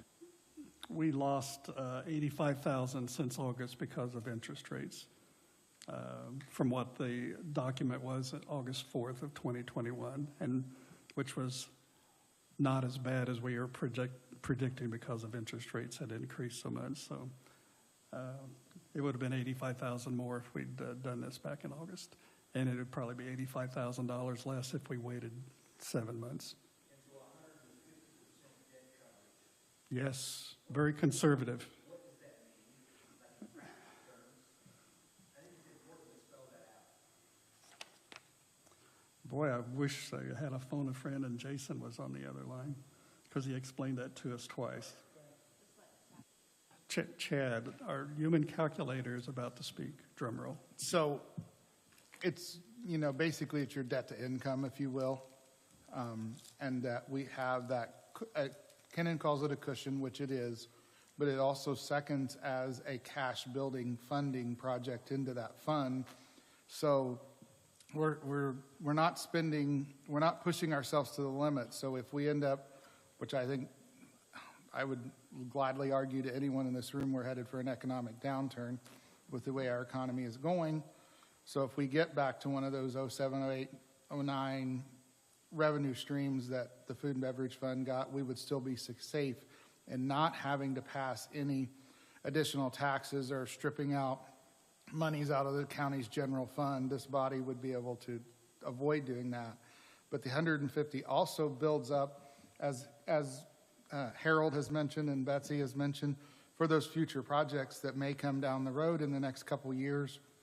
There would still be several $100,000 in this fund that should build up if the fund continues to grow as it has, and the numbers, and we don't go through an economic downturn. So did that help? You're welcome. Well, as Jason mentioned, they did not count 2021, which was like 130,000 higher. I think people were cooped up in 2020, and when they became a chance to be uncooped, they went out and hit the restaurants and got out as they should have. And it showed in our 130,000 additional over the average of the previous 5 years. So it was an extraordinary year, but that was not used because it was an outlier. So that's even more conservative than just the 50%. So enough of that. Hey, yes, go ahead. We're still in discussion. You might want to press your right button. I might get a lot of bullets and darts and arrows, but I just don't feel comfortable. I'm sorry. It worries me about inflation, everything else that's going on. I've had people ask me about it. They're concerned. I just got to be the bad guy, I guess, but I can't support it. Your opinion is your opinion and valid. As Peggy, as an educator, was educated and was open-minded, we all have our opinions and our rationale for our opinions. Any other discussion before we vote on the motion, which is for the 150% at $3.28 million? If not, all in favor of the motion by Chad, say aye. Aye. Opposed? Harold, nay. I vote yes. What's the druthers of the council? Can I review what we set aside for bonding off of the list? Is that what you're looking for now? Our I'm bond looking for list? what next, because I don't want to dictate that. Okay, so we, as we were going through the list, we set aside for bond discussion the Basketball Hall of Fame, which had an initial request of $3 million and was recommended at $2 million. And since there's just a few, I'm going to kind of just review for everyone. We set aside the Newcastle Sports Complex, which had an initial request of $1.5 million and was funded at $1 million by the advisory committee. We set aside the Expo Center project, which was recommended, or which requested funding of $3.7 million and was recommended to receive no funding by the advisory committee. We set aside the YMCA project, which requested funding of $650,000 and was recommended to receive $301,000 by the advisory committee. And by way of, this is not at all a motion because this is stepping back as just representing myself. When I was listening to the Expo presentation on Monday, it was a reminder to me that if we don't fund the Expo, we don't have 4-H buildings. So I'm not personally in support of funding the Expo, but it does concern me that then we don't have any plan for 4-H buildings. So I would offer up 4-H buildings to be under consideration apart from the Expo. I think it can be a separate discussion, but that's just my thought I wanted to add. So there's 4 on the table: the Basketball Hall of Fame, the Newcastle Sports Park, the Expo, and the YMCA. Is that correct?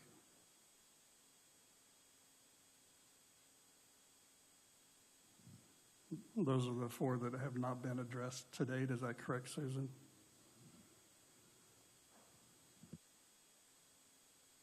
Hey, Joel. I'm sorry.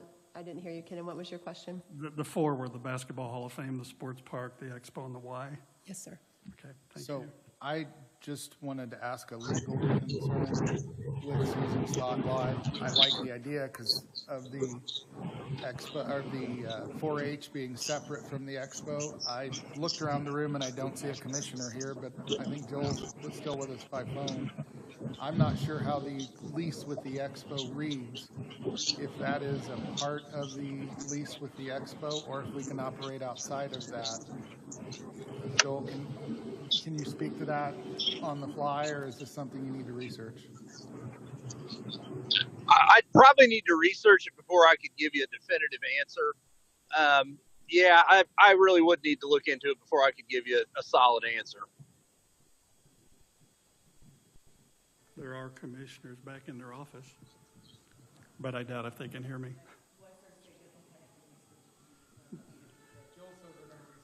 If Joel says they have to research it, I'm sure the commissioners are going to say the same thing. Most likely, yes. I think I share Susan's sentiment about 4-H and how important it is, and I guess I'll wait for the sirens, so. Do they not still have 4-H at the park near, in the, so why are we concerned? Yeah, you have to build the animals. You can't just finish the $200,000 building for the project. You can't have kids running back and forth across the road. I wasn't even necessarily saying in a specific location, or, I mean, just completely, I think the county needs to think of 4-H. That was all I was saying. The current buildings are falling down. I did a tour of it, so they're not going to last very long. And I know Susan and I spoke about this yesterday one-on-one. It sounds as if there are people who think that we might be able to restore those barns. I have heard a few people mention that. That's inaccurate because the Steel Corp or whatever was hired. That land is swamp filled and not properly compacted. Well, They even cannot build on that. beyond that, I sat on the park board as the president when Steel Corps did its evaluation, and I'm telling you, many of the supporting beams in that building, you can take a pocket knife and drive them straight through like it's butter. They're very rotten. Yeah, And that I- building needs to be replaced wherever it's replaced. Yeah. And it's not properly electrically grounded. There was Yeah. somebody got shocked last year. Something needs to be done, in whether it's the Expo or some other alternative. It's kind of a disgrace, the facilities as they are, current status, but that's maybe apart from the Expo discussion.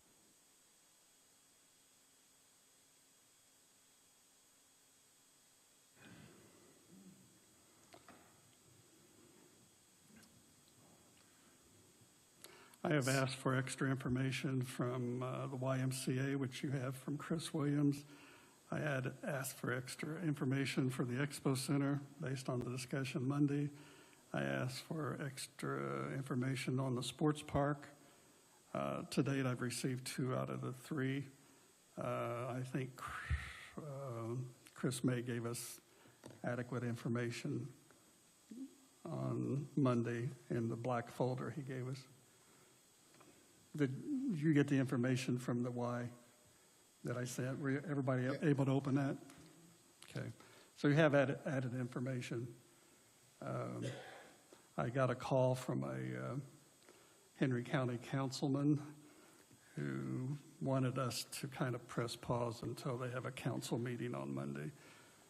So my suggestion would be not to take any specific action on the sports park until after that body meets on Monday, as far as today.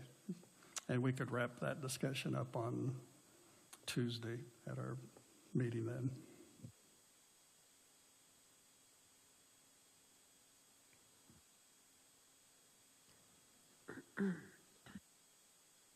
So I am confused. A Henry County council member?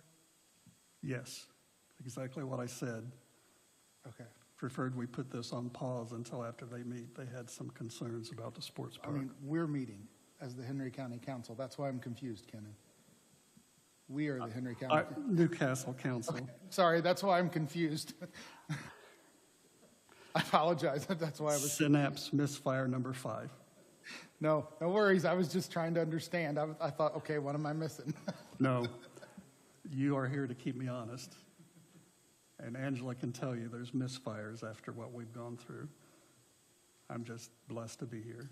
So thank you for keeping me honest. We're very happy of that. No worries. Well, Keep you honest some anytime. people are and some people it's debatable, but nevertheless, that was a request of a Newcastle councilman who had conferred with other councilmen just to press pause on that project until after their meeting on Monday.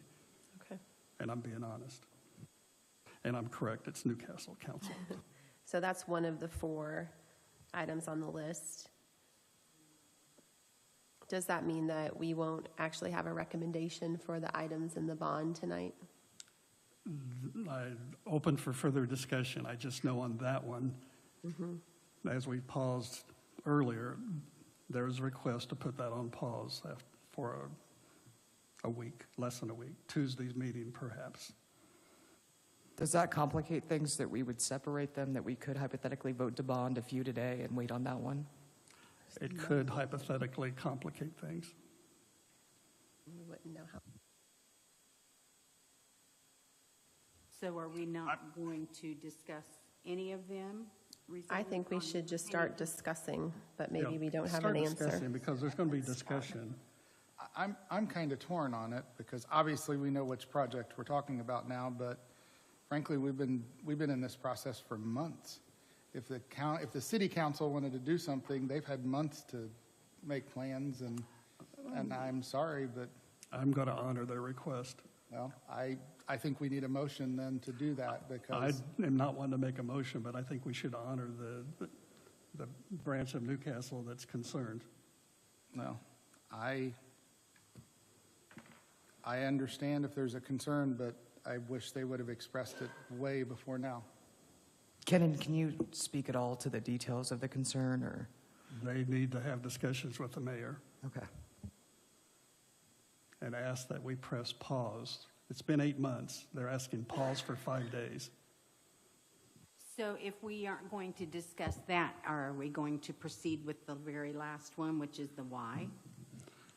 I think we should just go ahead and talk about any thoughts anyone has about any of the projects.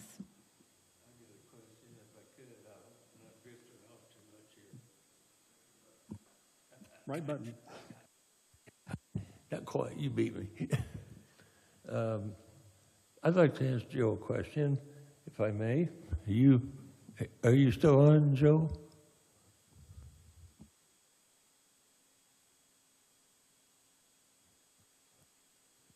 Yep, I'm here. I have a question as far as, Hello? I have a question concerning, I guess you'd say, I had mentioned earlier in the vote that I was against the, what'd you call it? What's the name for it? The bond issue. When it comes to going through the official voting, shouldn't I restrain from making any comment as far as a vote? I don't think you have to do that. I mean, I think either way you can. I think it's either way you can do it. I don't think if you're against bonding, it necessarily prevents you from weighing in on what your thoughts are on particular projects. With the understanding, then I guess that your vote would be not to fund any of these, but I think you can give your opinion as to individual projects if you so choose. Okay, so you're saying I could discuss it, but not actually vote. I think that's fair. Okay, thank you.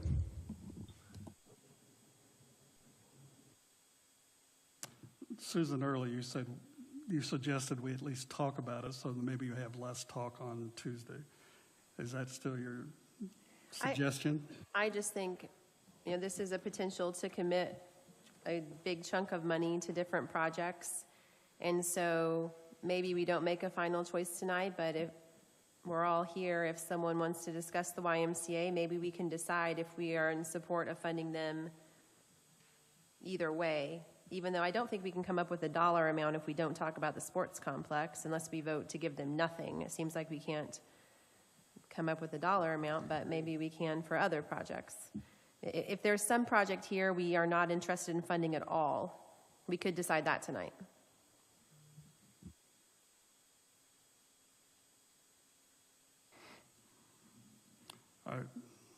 I don't want to sway them. I'm not against any of these projects. I just want to honor that one request. How much we can discuss, I don't know if we can discuss exact amounts or not, given that situation. Again, I'm not against any of these 4 projects whatsoever. So are we discussing the option to just postpone the rest of them that apply to the bond until our next meeting? Why That's don't, one option. I make a motion that we discuss each of these 4 projects, maybe setting aside the sports complex. So I make a motion that we discuss the Hall of Fame, the Expo, and the YMCA, and decide if we want to commit some amount of funding to those 3. We've got a motion to discuss at least 3 of the 4. Do I have a second? I'll second that. And I've got a second. Any discussion? All in favor, aye. Aye. Aye. Opposed? Nay. Okay, I would vote aye. So proceed with what you have in mind, Susan, if you would, please.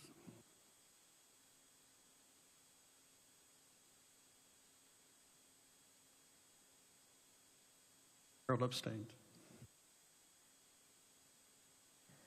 Go ahead, Susan, with whatever thoughts you have that we might be able to talk about tonight. So if we start to talk about the Hall of Fame, perhaps we could reach a decision about whether or not we want to commit some funding to the Hall of Fame.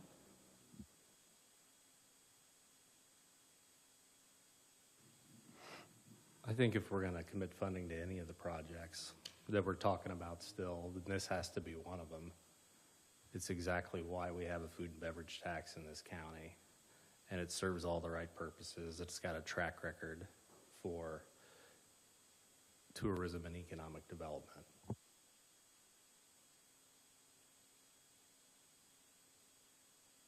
Anybody want to comment? I totally understand where Kyle's coming from. It applies solely to tourism, and I get that. But $3 million, is it 2 million? Recommended, the request was 3 million. They recommended okay. 2 out of the 3 million. I mean, that's a lot. I mean, that's a lot of money, and I admit you convinced me to go with the bond, but I still have a project that I hold dear to my heart that I really, and maybe I'm not even supposed to admit that since I'm on the council, but because I as I said last night, I am very torn between the entertainment and what people need. And we still have things that people need, and I realize that doesn't go along with the flow of how the statute is written. However, they did add things to the statute that, like sewer, roads, so if they could get by with less, I'd surely feel better about it. He said he could. Right. With a bit less. I was about to ask that, Chris. We want to, okay, I'll speak for myself. I want to fund these major projects as much as I can, and we're dealing with a pot of money that's, it's a tight number. Can you, in good faith, give us a number that you need? I know you said you couldn't go too low, but, we're trying to get everybody. We requested 3 because we needed 3. Yeah. Two's, you get below 2, I can take it back to our board, but there are no guarantees. The other thing I want to stress is that we've expressed over 7 weeks, that we have $2 million on hand. I made a broad comment on Monday night that we have stakeholders that would love to see us do other things in other places, and I'm just presenting this as a matter of fact. We have $2 million on hand that we can deploy. It will take $4 million to build that structure.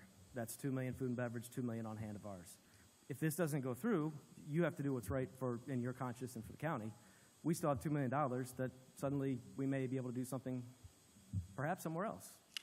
I just think you need to consider that. Right, and you can understand the bind we're in as well. It's Sure. not a lack of interest.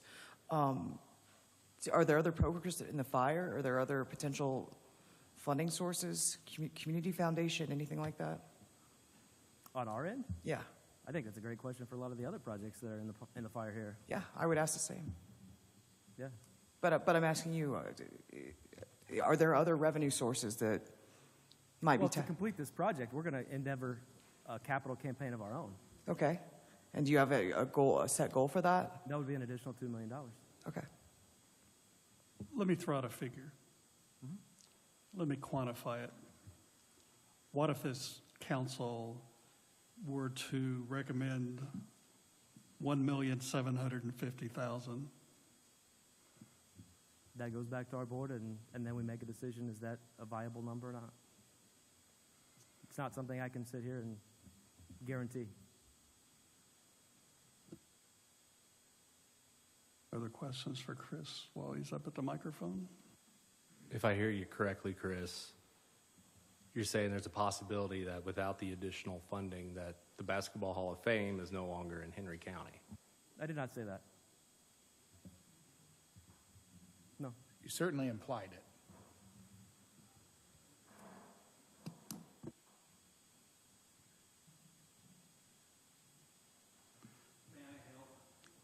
I think you should. I think you're call a friend. Step in. We're getting to the tough part. Oh, yeah. Really, the easy part was Absolutely. the hour before. This is the tough part.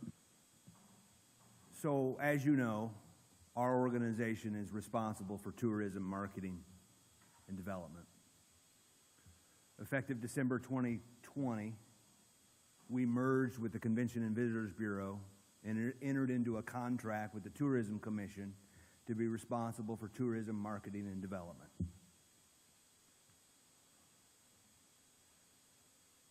Our brand,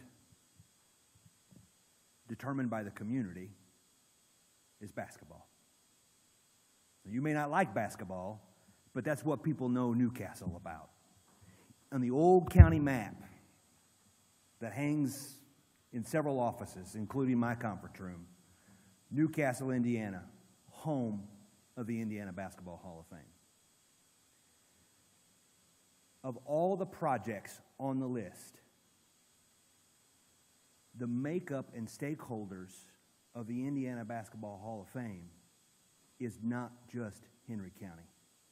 It's national. It's national.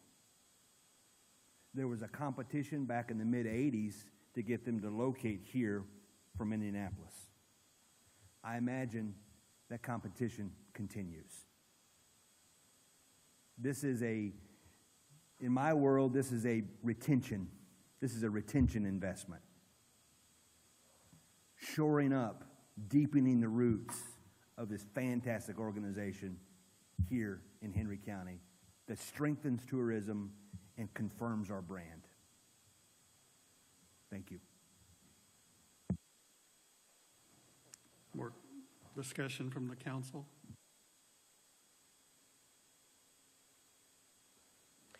So in the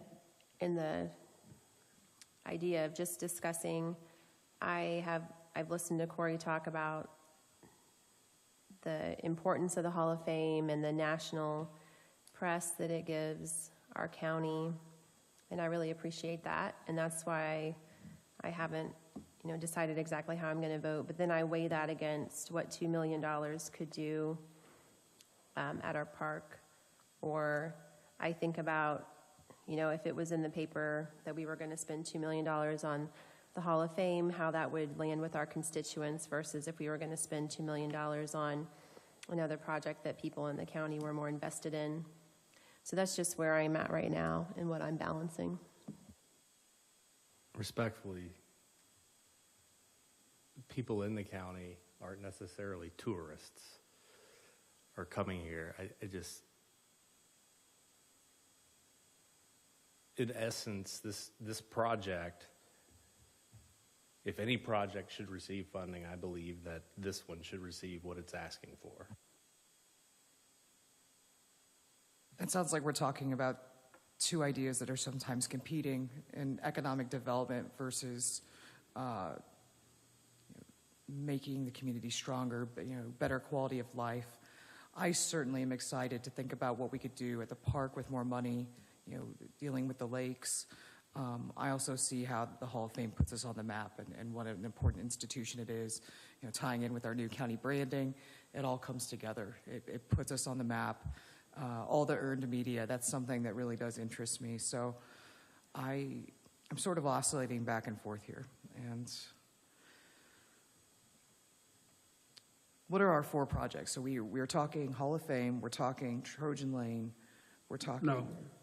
That's out. Hall of Fame, Sports Complex, Expo, and YMCA.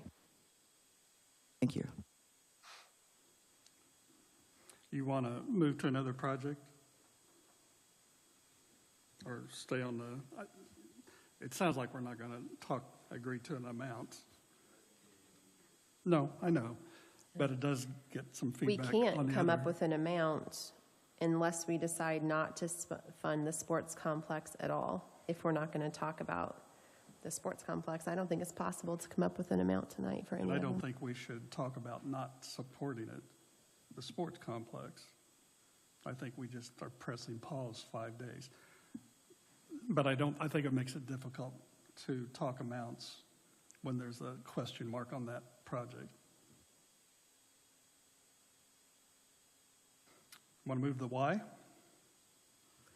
I'll just, at the risk of coming across disrespectful, which isn't my intent, I hate to hear the Hall of Fame approach us with the idea of leaving.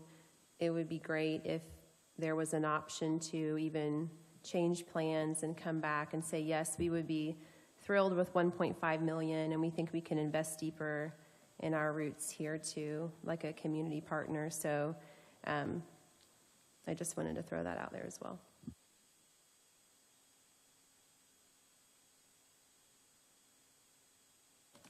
I guess I would just build on what Susan said, and Chris, you may have not said it, but it certainly seemed to be implied that if you didn't get it, you were going to look at other options.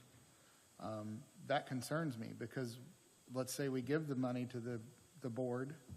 What happens in 5 years if they have the exact same request and we can't meet that, and then that same concern comes up again?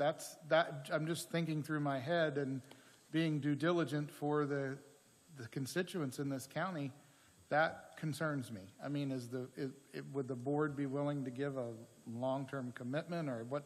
I mean, I'm sorry, but you may have not meant to mean it that way, but it certainly struck me wrong. I will say that. I'll Just simply being say, honest. I didn't take it that way. But I could see where he did, but I didn't take it that way. There was no threat there. That's not this doesn't come through and game over. But to put things in perspective, if this comes through with food and beverage dollars, that becomes the sole focus. We've got our money in, plus we've got a private campaign, and that is everything that's going on with the Indiana Basketball Hall of Fame. If we're not expanding soon, if we're still making that into our plans and working towards that long term, but if that doesn't become an immediate option for us, there are dollars there. We have been approached, not to try to move the entire thing. This is not for public airing, but we have been approached. Would you come to downtown Indy if we had this space over here? We have had meetings. We have looked at blueprints. We have had options. And that could become a secondary type of situation. And that's what that reference was. That there are other options in those ways. Not that all of a sudden that building's empty and we're not there. That was not the intent of that comment. I appreciate the clarification. So if we do invest in the Hall of Fame, is the Hall of Fame willing to make a commitment? Yeah, there's no distraction, is what I'm trying to kind of get to, is that becomes everything that we've got on our plate right now, is this expansion. Absolutely. Your attorneys could talk to our attorneys on, Sure. The original structure was a 30-year commitment. Okay. So there and again, you get into those kinds of discussions and commitments and Right. options. And just like Chad's point before about if we're funding something, we need to make sure it's guaranteed before we hand them the money. I think we too would want to formalize this. At least that's my perspective. I'm old. The only two things guaranteed are death and taxes. And some attorneys would disagree with that. No offense, Joe. I would make a note the hypothetical numbers here, if we gave the Hall of Fame 1.75, we gave the sports park $1 million, that brings us to $275. If we fund the YMCA at $301,720, that brings us to $3,051,720. which leaves us a remaining chunk of $228,280. So about $230,000 remaining. If we fund those three projects, we bring the hall down just a little bit, that could make tremendous impact at the park. I'm just running through numbers here. What could make tremendous impact to the park? $230,000. I mean, that could, back to our yeah, county park. that could dredge the lakes. That could do. That gives the Expo zero. Yes, and in that calculation, that would give the Expo zero. And still leaves us with 4-H buildings that are falling down, just to say out loud. As I noted on Monday, the park can legitimately fall under ARP. But I'm one person, Susan's one person. I believe from the final guidelines, it can fall under ARP. So that is a backup, because I know the parks per se is not on the recommendations from food and beverage. That's true.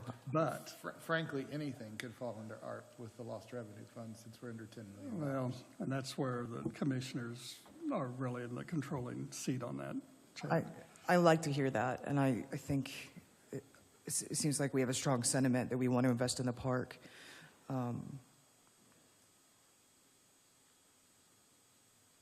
So what Betsy suggested is something that I could be convinced to go along with. I wonder if we should talk more about the YMCA project. I think Peg wanted to talk about the YMCA project. Yeah, Betsy, did you say for the Y, 350,000? So instead of, No, I said 301,000 based on their funding request and the final 4.4 million recommendation. okay, because I have 650. That was a request. The committee recommended to take it up to 4.4 million, 301,720. And that is just for the sake of coming up to 4.4 million. So that amount is flexible.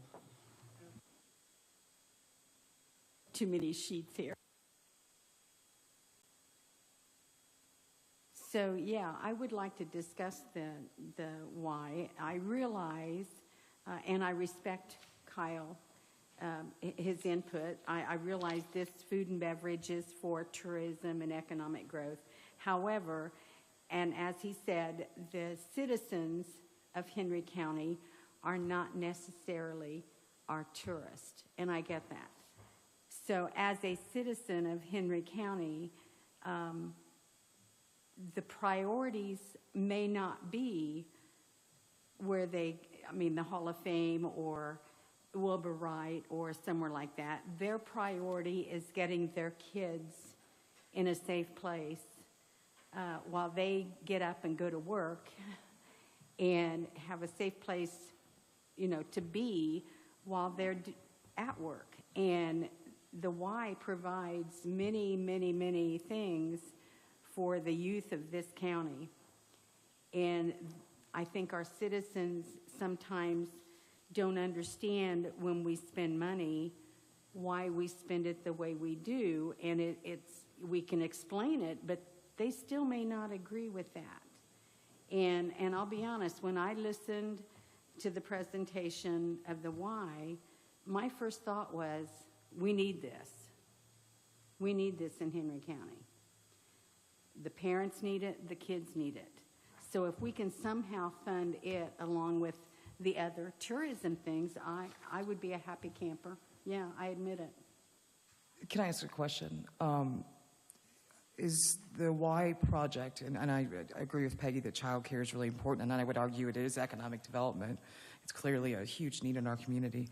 Would this be open to the public, or is it only members? I think it's open to the public, as I recall. Do you recall, Landon, Corey? Chris is here, yes, I'm sorry.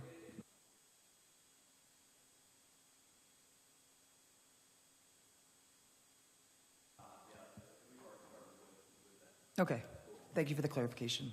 Yeah. And I would say economic development is it keeps parents here rather than moving where there is quality of life and child care. it might keep some families in Henry County because of that service, which would truly be economic development if someone didn't consider moving away from Henry County where there are those services. I think that's a direct tie, actually, Betsy. I don't even think it's indirect. I think families consider these things where they live.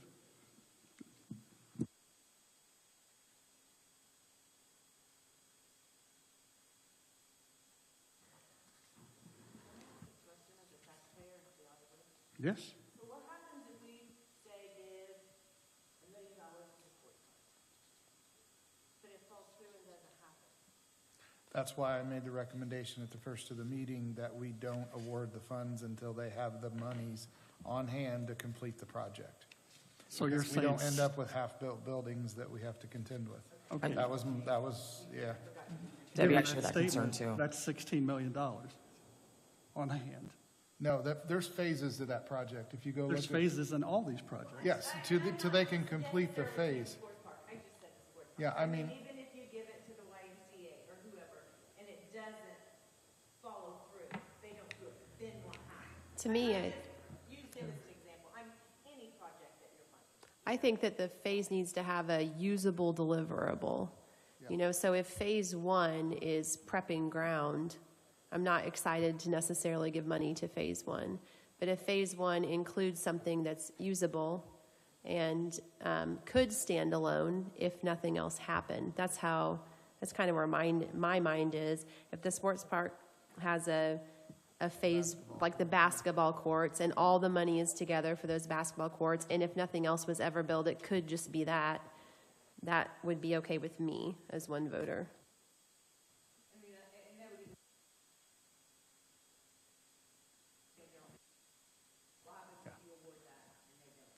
I think that's every project. It has to, they come back to the council with the deliverable, like Susan said, that they can, yeah, we are ready to put the shovel in the dirt and we have the money to finish this building. Then they get awarded the money. And our constituents want to know that their tax money is going towards something that has a certain deliverable and can be used. Well, the Hall of Fame has that track record already. It's just the amount. Corey, can I ask you a question? This is just discussion. Do you have any idea how many visitors the Hall of Fame has a year? I know there's quite a few. Actual visitation is between 10 and 15,000 per year. The value, though, is the earned media. As we've said in the presentations and as I have said as your director of tourism, having the Hall of Fame gets us press in national publications that otherwise wouldn't happen, and we don't have to pay for that press. I was going to ask to speak about a different. Did that answer your question, Harold? As long as it's on topic of food and beverage. It is on the topic of food and beverage. I figured. Go ahead.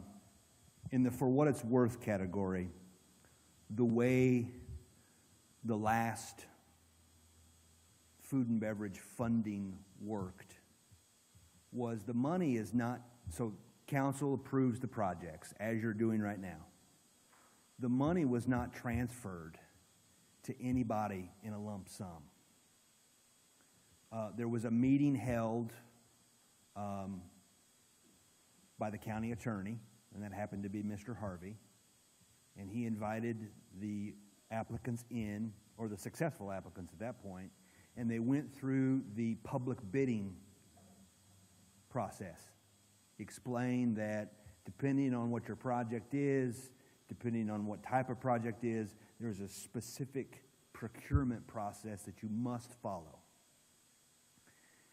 Then invoices were presented to the auditor's office and approved by the commissioners. So that's the checks and balances. I mean, you can add to it, you can change it.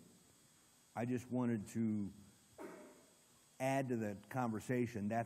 Nobody got a lump sum. No project got a lump sum. So pick a project, okay, so the project from our organization.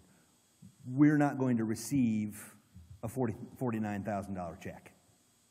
We're going to bring invoices, and the invoices are paid directly to the vendor. So there is some kind of checks and balances already built in to the system. That help? Yes, and just note that I forwarded that information on procurement to you before the meeting, so if you haven't looked at it, it's in your Henry County email, what Joel Harvey provided 5 years ago. Yeah, and it hasn't changed. Right. It's like under 50,000, few restrictions, et cetera. So that is in your Henry County email if you have not opened that up, and that's the legal side of things. They said somebody gets $1 million, they don't get $1 million turned over to them. There is a process, a legal process. Thank you for clarifying that. As I look at the 4 projects here, if we gave the full amounts recommended by the Food and Beverage Committee, that'd be $2 million to the Hall of Fame, $1 million to the sports park, be $301,000 to the YMCA. That brings us to $3,301,720. If we are going off the 150% mark with the bonding, that's $3,280,000. That's a difference of $21,720. So we're actually really close, those 3 projects based on your guys' recommendations. As for the expo, it's like the thing no one wants to talk about because it's hard, because we need to support 4-H. We have this project, it's incomplete. There are a lot more questions than answers.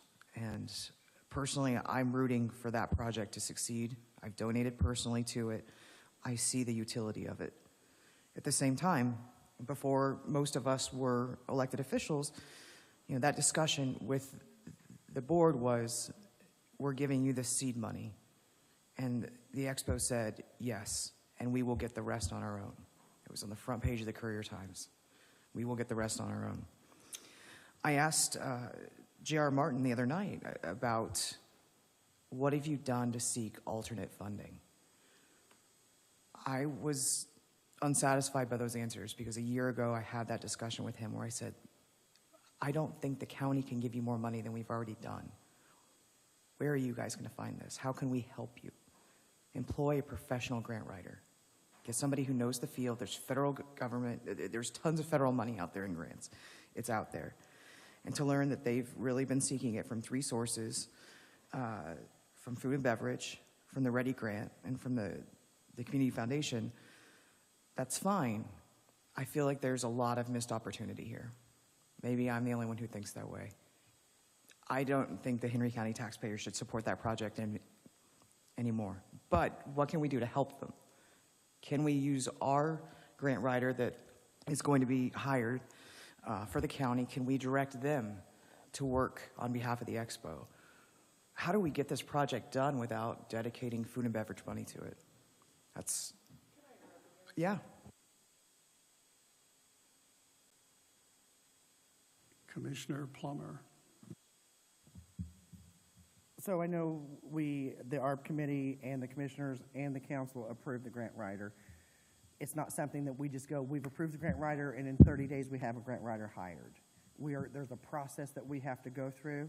It may be another 2 to 3 months before we even have the job description, job classification, salary ordinances. It's not something that, because we said we were going to hire a grant writer, that it's going to be done tomorrow. Sure. So I wouldn't rely upon the county's grant writer to help the Expo get something done in the next, whatever the time frame. Sure, and I'm just saying, what can we do as a county? Well, knowing and the that's other in comment, works? and I have made this comment to J.R. Martin and others, I don't want the Expo to fail. I necessarily wasn't pleased with how things begun. However, we have an unfinished building, and if it does not move forward, we, the commissioners, we, the county, are going to get that building back and that ground back, and then we are going to have to figure out how to use our money to do something with it. So, And I think it's a totally different discussion. I understand, but I'm just saying. Because we don't have an unfinished building, the Expo has an unfinished building. Yes, there is, yes, excuse me, I will rephrase that. The Expo does have an unfinished building. I want it to succeed. I have said that all along. Should it not, it will come back, and it will be our responsibility. I'm not saying to fund it $1 million, $800 million, whatever, but we need to do, that building has to be finished to some level. Otherwise, we're going to have to, and again, I guess I'm selfishly saying, as a commissioner, I don't want that building to come back to us, and then for us to have to try to figure out how to fund it. Right, that makes complete. And we're all in this position of what is the right thing to do. I'm not saying giving them $4 million is the right thing to do, or giving them, I mean, that's your guys' decision. All I'm saying, and as a commissioner, and I've said this to, I think, every single one of you at some point, something has to be done, or we're gonna get it back. I want them to succeed. I want them to succeed on their own. I want them to be able to raise their money. I want it to work. My concern is, what happens if we just say we're done? Then at some point we will be dealing with it as commissioners and council. I certainly agree, and I want to make it clear, I'm rooting for this to succeed. It's how do we make it happen? This is a problem-solving thing. They need a professional grant writer, they need a professional fundraiser, and they need to get serious. What has happened up to this point is not working, and there are great people involved in that project. It has so much potential, but it's stalled. So how do we prevent the building coming back to you? How do we get that facility going? I know, I personally am frustrated because I feel like they've been given good advice they haven't taken, and people, our citizens are dissatisfied where things are. And The good advice they were given about the Lilly grant, they used a professional grant writer, and none of that worked out. So you keep trying. So, I mean, I think we're already having to deal with it is the problem for me. I can only speak about me personally. We're already having to figure out how to fund it and deal with it. And if we're going to have to do that, then I would rather the commissioners have it back so there is a control to it. Because the one big difference I have between the way the project's set now and the way that the sports complex that's going to be ran by the city is, frankly, if the citizens don't like the way we're running it, they can fire us at the voting booth. Sure. And they have a say-so. But as of right now, the citizens at large have zero input about what happens out there because the commissioners previous to you, not you, but previous commissioners have signed a lease that has very little wiggle, and it's very one-sided for the expo, like so many of our unfortunate leases we have to live with now. And the big difference for me is if you as the commissioners own it, then if the people don't like how you're doing what you're doing with it, they can fire you in the voting booth. I understand. And I would feel as a council person a lot more willing to put public dollars into a public project than I would be putting public dollars into a private project that's already received well over $1 million in public funds and hasn't lived up to the several of the bars that they set themselves. They've set several bars that they've fallen down on. I'm not here to advocate for the expo or I against the understand, expo. but I'm not doing that. All I'm saying I think you is, represented the commissioners well. I'm sorry, please. I think you represented the commissioners well. I mean, that's and just- it's a fair yeah, it is. assessment of the situation. And we feel the weight of that as well. You know, I mean, it's a, you know, I want them to succeed. I don't want any project to fail. I don't want any project in this county to fail because it looks bad when something fails. I don't care if it's the expo or anything else. So, So, spot on, Bobby. I mean, really, I understand completely. I guess I'm thinking, and I'm just going to throw it out there, I've been frustrated with the lack of communication with the Expo Board. I know since I've been on council, we've asked to sit down with them in a public meeting. It's never happened. I think we could partner and get serious with communicating with them, and can we sit down with them and try to work this out? We want it to succeed. That's all it's going to take. So let's sit down with them, and you're part of that, and maybe you can be you can help us with this, Kyle. Liaison, Yeah, you can be our liaison, you know, and let's get this done. Like, let's find those resources. Maybe Corey can be helpful. I mean, I don't know who the thought leaders are who need to be in that room, but we need to do something.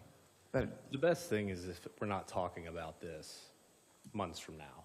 We get it figured out, we move forward, and all it takes is communication amongst us as a community, whatever our roles are, council members, community members, to get things done so it's put to bed. I just want to say quickly, I'm not sure that there is a quick fix for it. The fix is about $4 million, which isn't a quick fix. So you don't, when you start a $7 million project and you land in the middle of it and say, if we work together, we can fix it in 3 months, plus $4 million. And that came down to, what, 1.5 or 1.7 to secure the 4-H facility? But Kyle, and no one's here from the board, so you may be able to answer this, but changing drastically that Phase 2 building, how does that change their sustainability? Because it's obviously going to change their ability to cater to some of those projects they had in their pamphlets that they handed out to Kenan, which unfortunately I wasn't able to open, but I was able to breeze through today. And so, how does that change? And that's a question that I think has to be answered, because Susan and I met with a couple members of their team, and they provided us sustainability report, and I'm sorry, I had issues with it because some of the numbers on there didn't make a lot of sense. And so then I'm concerned now, if they drastically change the Phase 2 building, how does that even further change their sustainability and their ability to take in revenue? And I think that's a question that has to be answered, because that's always been my biggest concern with this project, is how is it self-sustaining? Because like Commissioner Plummer said, we don't want it back necessarily, but we also don't want to end up with it back after we spend all the money on it and then they can't pay the light bill. And so that's another problem that has to be addressed. I think another, I sit here looking at these projects, and another thing that I hate to say out loud, but I don't think we need Expo Phase 2 and the sports complex. So I look at it and I'm thinking right now we don't have Expo Phase 2, which is better, Expo Phase 2 or the sports complex, which has the best location, which has the best backing. And so I don't think it's a simple conversation to get a project on track at all. It doesn't seem simple to me at all. Chad, you talked about sustainability plan. I have not seen a sustainability plan done by a professional for the sports park. The biggest thing to me that really reeks the sustainability is the fact that the hospital has a 10,000 square foot physical therapy facility that they're guaranteeing revenue for many, many, many moons to come. So I think, and the Expo, and I know Susan's motion, and I apologize, we're going off your motion. You did make a motion to not talk about the sports park, but I'm breaking that, I apologize, so smack me later, but well, I think that in my mind was the biggest thing that jumped off the page that really proved their sustainability, was the fact they had corporate support who was willing to put a facility inside of their facility and willing to give them a guaranteed revenue stream to help pay that light bill. Nothing's guaranteed.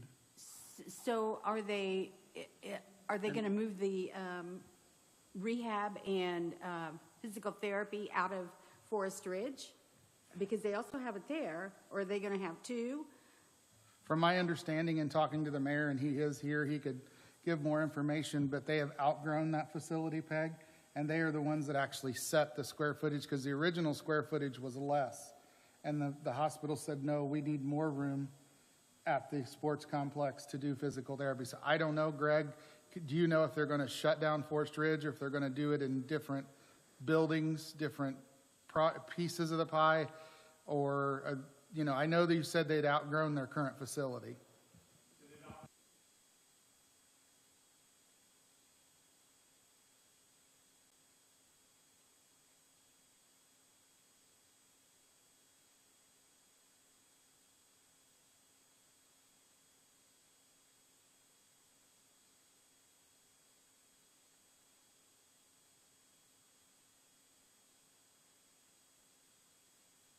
I don't know, Chad. You talk about sustainability on a project that's not even broken ground. And at the last meeting, we said Grants Park's failing in Hamilton County, Marion County, looking for a new owner, manager, overseer, CEO, whatever. I just don't think there's any more guarantee for sustainability for one project than the other. To Kennan's point, and I hear that, Mayor, are there plans for sustainability studies? I mean, I know there's big money in travel ball and all that, but, and Well, the question that was asked Monday night was, what about this? I am looking at a complex that fits our size. I'm not looking at it saying, oh, we're going to throw up to 30 baseball diamonds and 30 soccer fields. We're so far.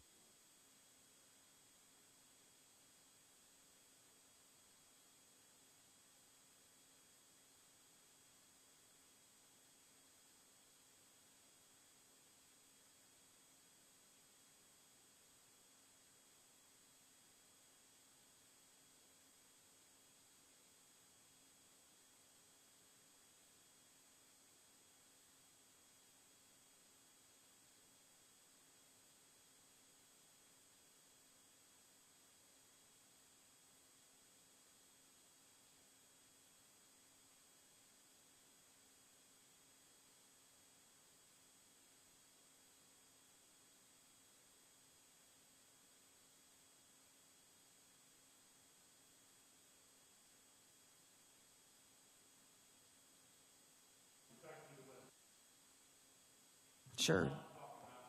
Right, but are there plans for a sustainability study? The Expo doesn't have a sustainability study either. It was one done by Steve Whitard. Right. Off of numbers that don't make I'm sense. interested in both.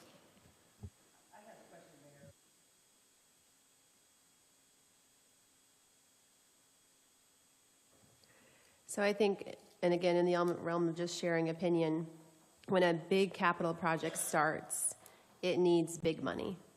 It needs someone who wants their name on it and someone who's really going to put seed money into it. So when you look at a project that's starting, you want to know who's giving that big chunk of money up front.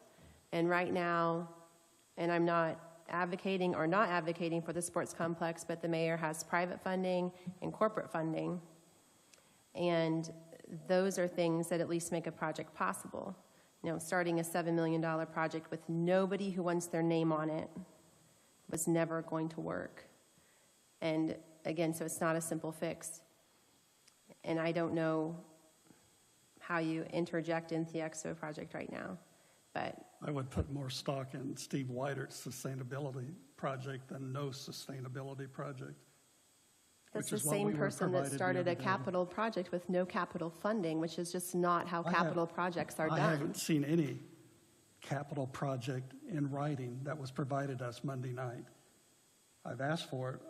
I was told it takes more than 3 days. The other projects provided that detailed information at the presentations. And we're talking about a $16 million project that was, quote, going to happen with or without food and beverage. How is that going to happen, $16 million, with or without? There is no commitment of $16 million. There's no commitment of $10 million. There's a commitment of $3 million, which is multiple times what the Expo has been able to raise in 5 years. You were Expo's quoted raised as $2 saying billion. that the Expo only had 137 million. When I went to Cindy Hamilton, she showed over $1 million. So there's a wide discrepancy between $137,000 and over $1 million. So that's a false statement. So the way I got my numbers, so I guess we're going to throw it all out there since you asked, is I pulled the reports off the IRS website. So either the Expo was misinforming the IRS or they're misinforming you.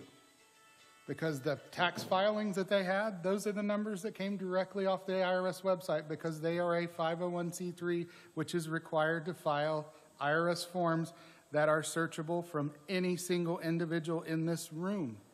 So that is where I got my numbers at. So How much did you pull off for the sports complex? The sports complex is not a 501c3 and hasn't filed any taxes because it's the city of Newcastle.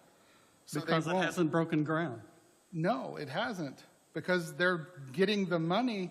beforehand and not breaking ground and leaving a half-finished building that they have promised at least, 6 times that they're going to finish? They've got the money to finish? No nonprofit has made much money over the pandemic.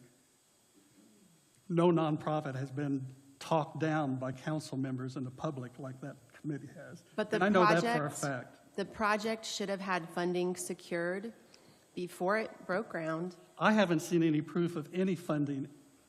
Forget the sports complex. Why? It should We're not- comparing the two. I'm not. I'm just talking right now about the Expo. If they had had funding secured with a funding timeline plan before the project started, it wouldn't have mattered what Chad said, because they could have lifted it up and said, look, we have our money. This is when it's coming in. This is how capital projects are done everywhere. And this is why this one has failed, because it was not begun properly. And I provided all that documentation to Steve Whitert and J.R. Martin when myself, Susan, and Bobby had a meeting with him in here that day and showed them and asked them, and they weren't able to refute it. They were not able to refute the IRS tax filings. So I'm sorry, but that's where I got my numbers from. It comes straight from the IRS. So, and I love Kathy Hamilton. She's a wonderful person, but she sometimes just, she was Kathy. Her whole idea when she walked into this, all these meetings we talked about, dream big, money's no object. And I don't know how many times I interrupted her and said, we live in a world of reality.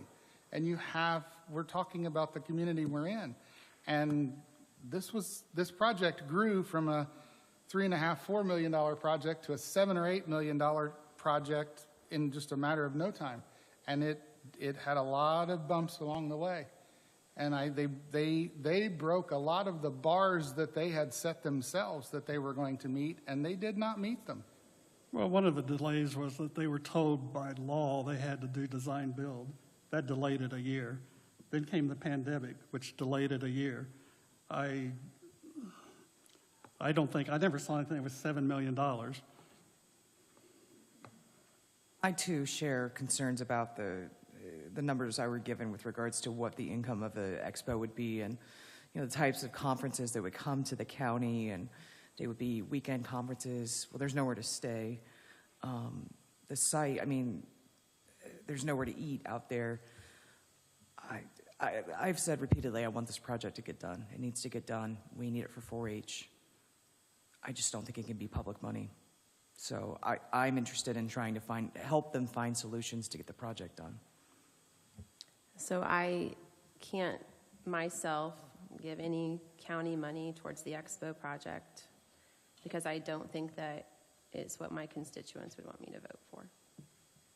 If I may, this is something we've been discussing for the last 3 years, and I agree totally. It was a capital project that was started from the bare ground. We gave them money.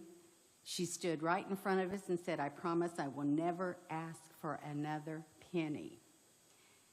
Having said that, the sport park is also a bare ground project, and we've been asked to wait till they have their city council meeting to discuss that. So I would respect that and not discuss it. So since if we could move on, are we planning on deciding on the Hall of Fame and or the YMCA?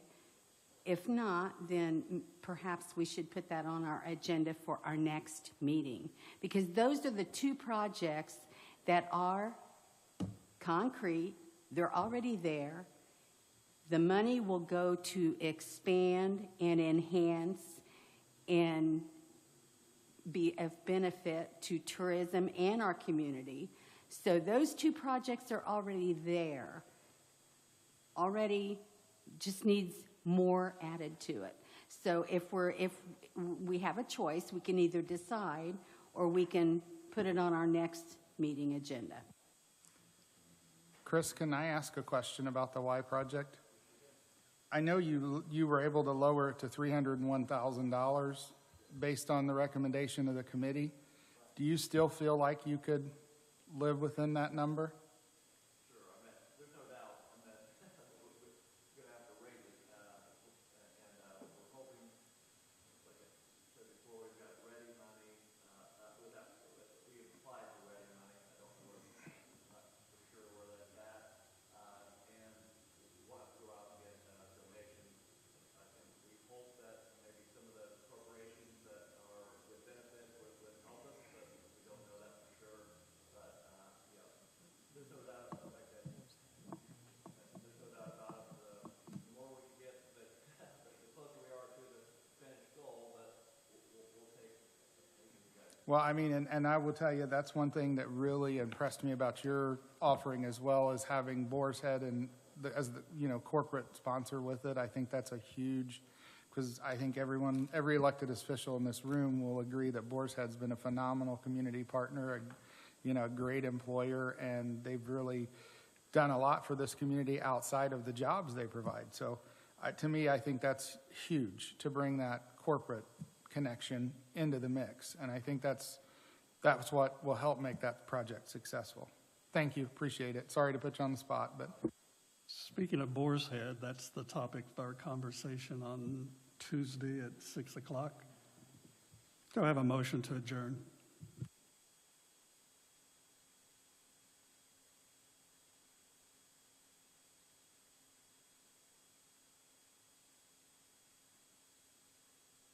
I wanted to, well, go ahead and if you get a second, but I have a comment before we vote.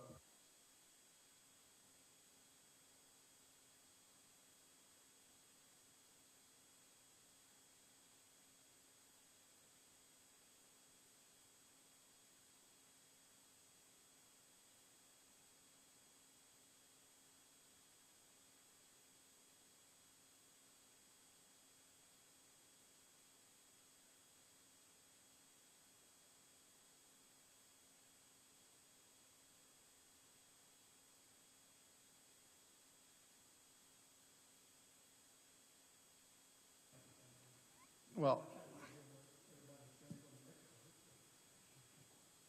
I guess the only thing I would like is again, maybe not, but I think we should go ahead and try to make a decision on the Hall of Fame and the why tonight, and then we set aside that $1 million for the sports complex and make that decision on Tuesday.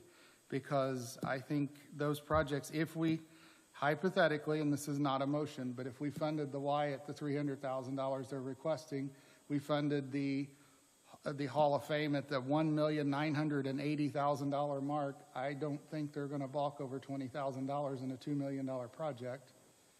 And then we set aside the sports complex project because I think the sentiment for the Expo has been discussed here, but then if we decide not to fund the Expo project, we could always take another look at other projects that we opted to not fund on Tuesday, or if we decided not to fund the sports complex project, we could take another look at the other projects on the list, or just not fund it. Just a thought. That thought?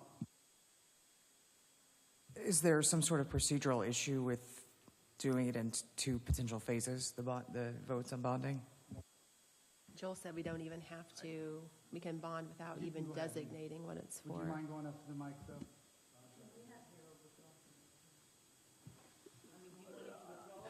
I heard a motion to adjourn, but I didn't hear a second.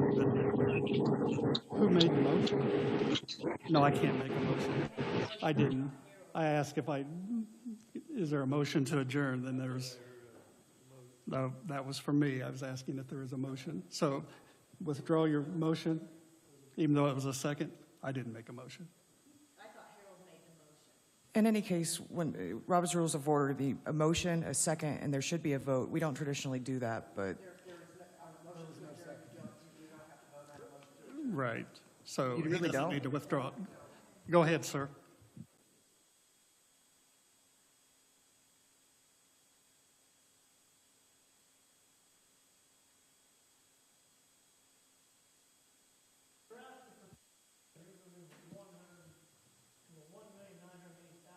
Because the number we have is $3,280,000, and that, we lowered it just slightly because then that gives us the $1 million in play for a decision on Tuesday. That's why I lowered it to that. Because if we fund the Y project and the Hall of Fame project, that would be $2,280,000. That's how I got my math. Just to clarify that further,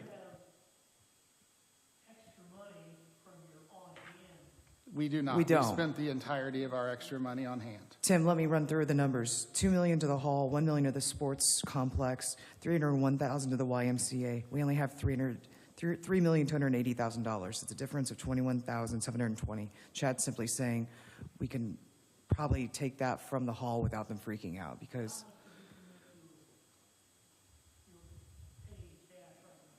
$1,350,000.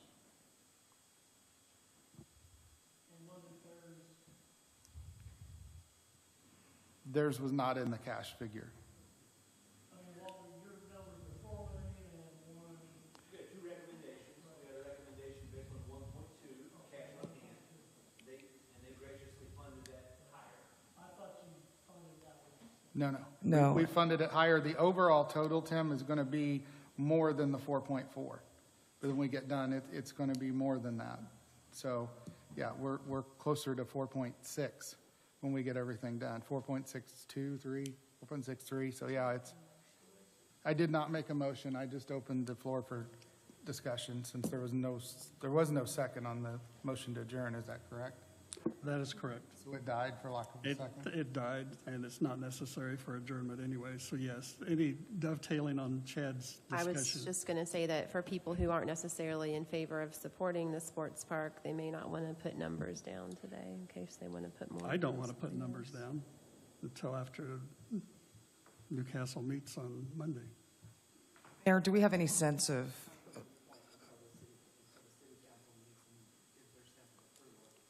right? Do you have I'm sorry that I don't know this or if it's a hard question. Do you have sense of city council support and what that funding looks like from them? I thought I had support. This is total shock to me. I have no idea where this came from. I do hate to see everybody else have to do it. Right, pass away. I think there's, yeah, well, it's, All right, I'm going to throw this out there. I make a motion that we fund the Y from the bond project at $300,000. And I'll second that. It's been moved and seconded that we fund the Y project at $300,000. Any discussion? Chad, they asked for a little bit more than that. Do you want to give them their full? They did, but I just asked Chris, and he was good with $300,000, so I'm good with that. So it's been moved and seconded that we fund the Y for $300,000. Any discussion? If not, all in favor, aye? Aye. Aye. Opposed? Unanimous. Harold abstained. Okay, understood. Where do we like to proceed, since I jumped the gun on adjournment? So I will go. Do I hear a second? Oh, you're not on the council. I will go out and make the motion that we fund the Hall of Fame at $1,980,000. It has been moved that we fund the Hall of Fame at $1,980,000. Second. And it's been seconded. Any discussion? All in favor of funding the Indiana Basketball Hall of Fame at $1,980,000, say aye. Aye. Aye. Opposed? And one abstention. All in favor except one abstention. Harold. Okay. Now I'll make the motion we adjourn. It's been moved to Second. adjourn. Second, we don't need it, but we're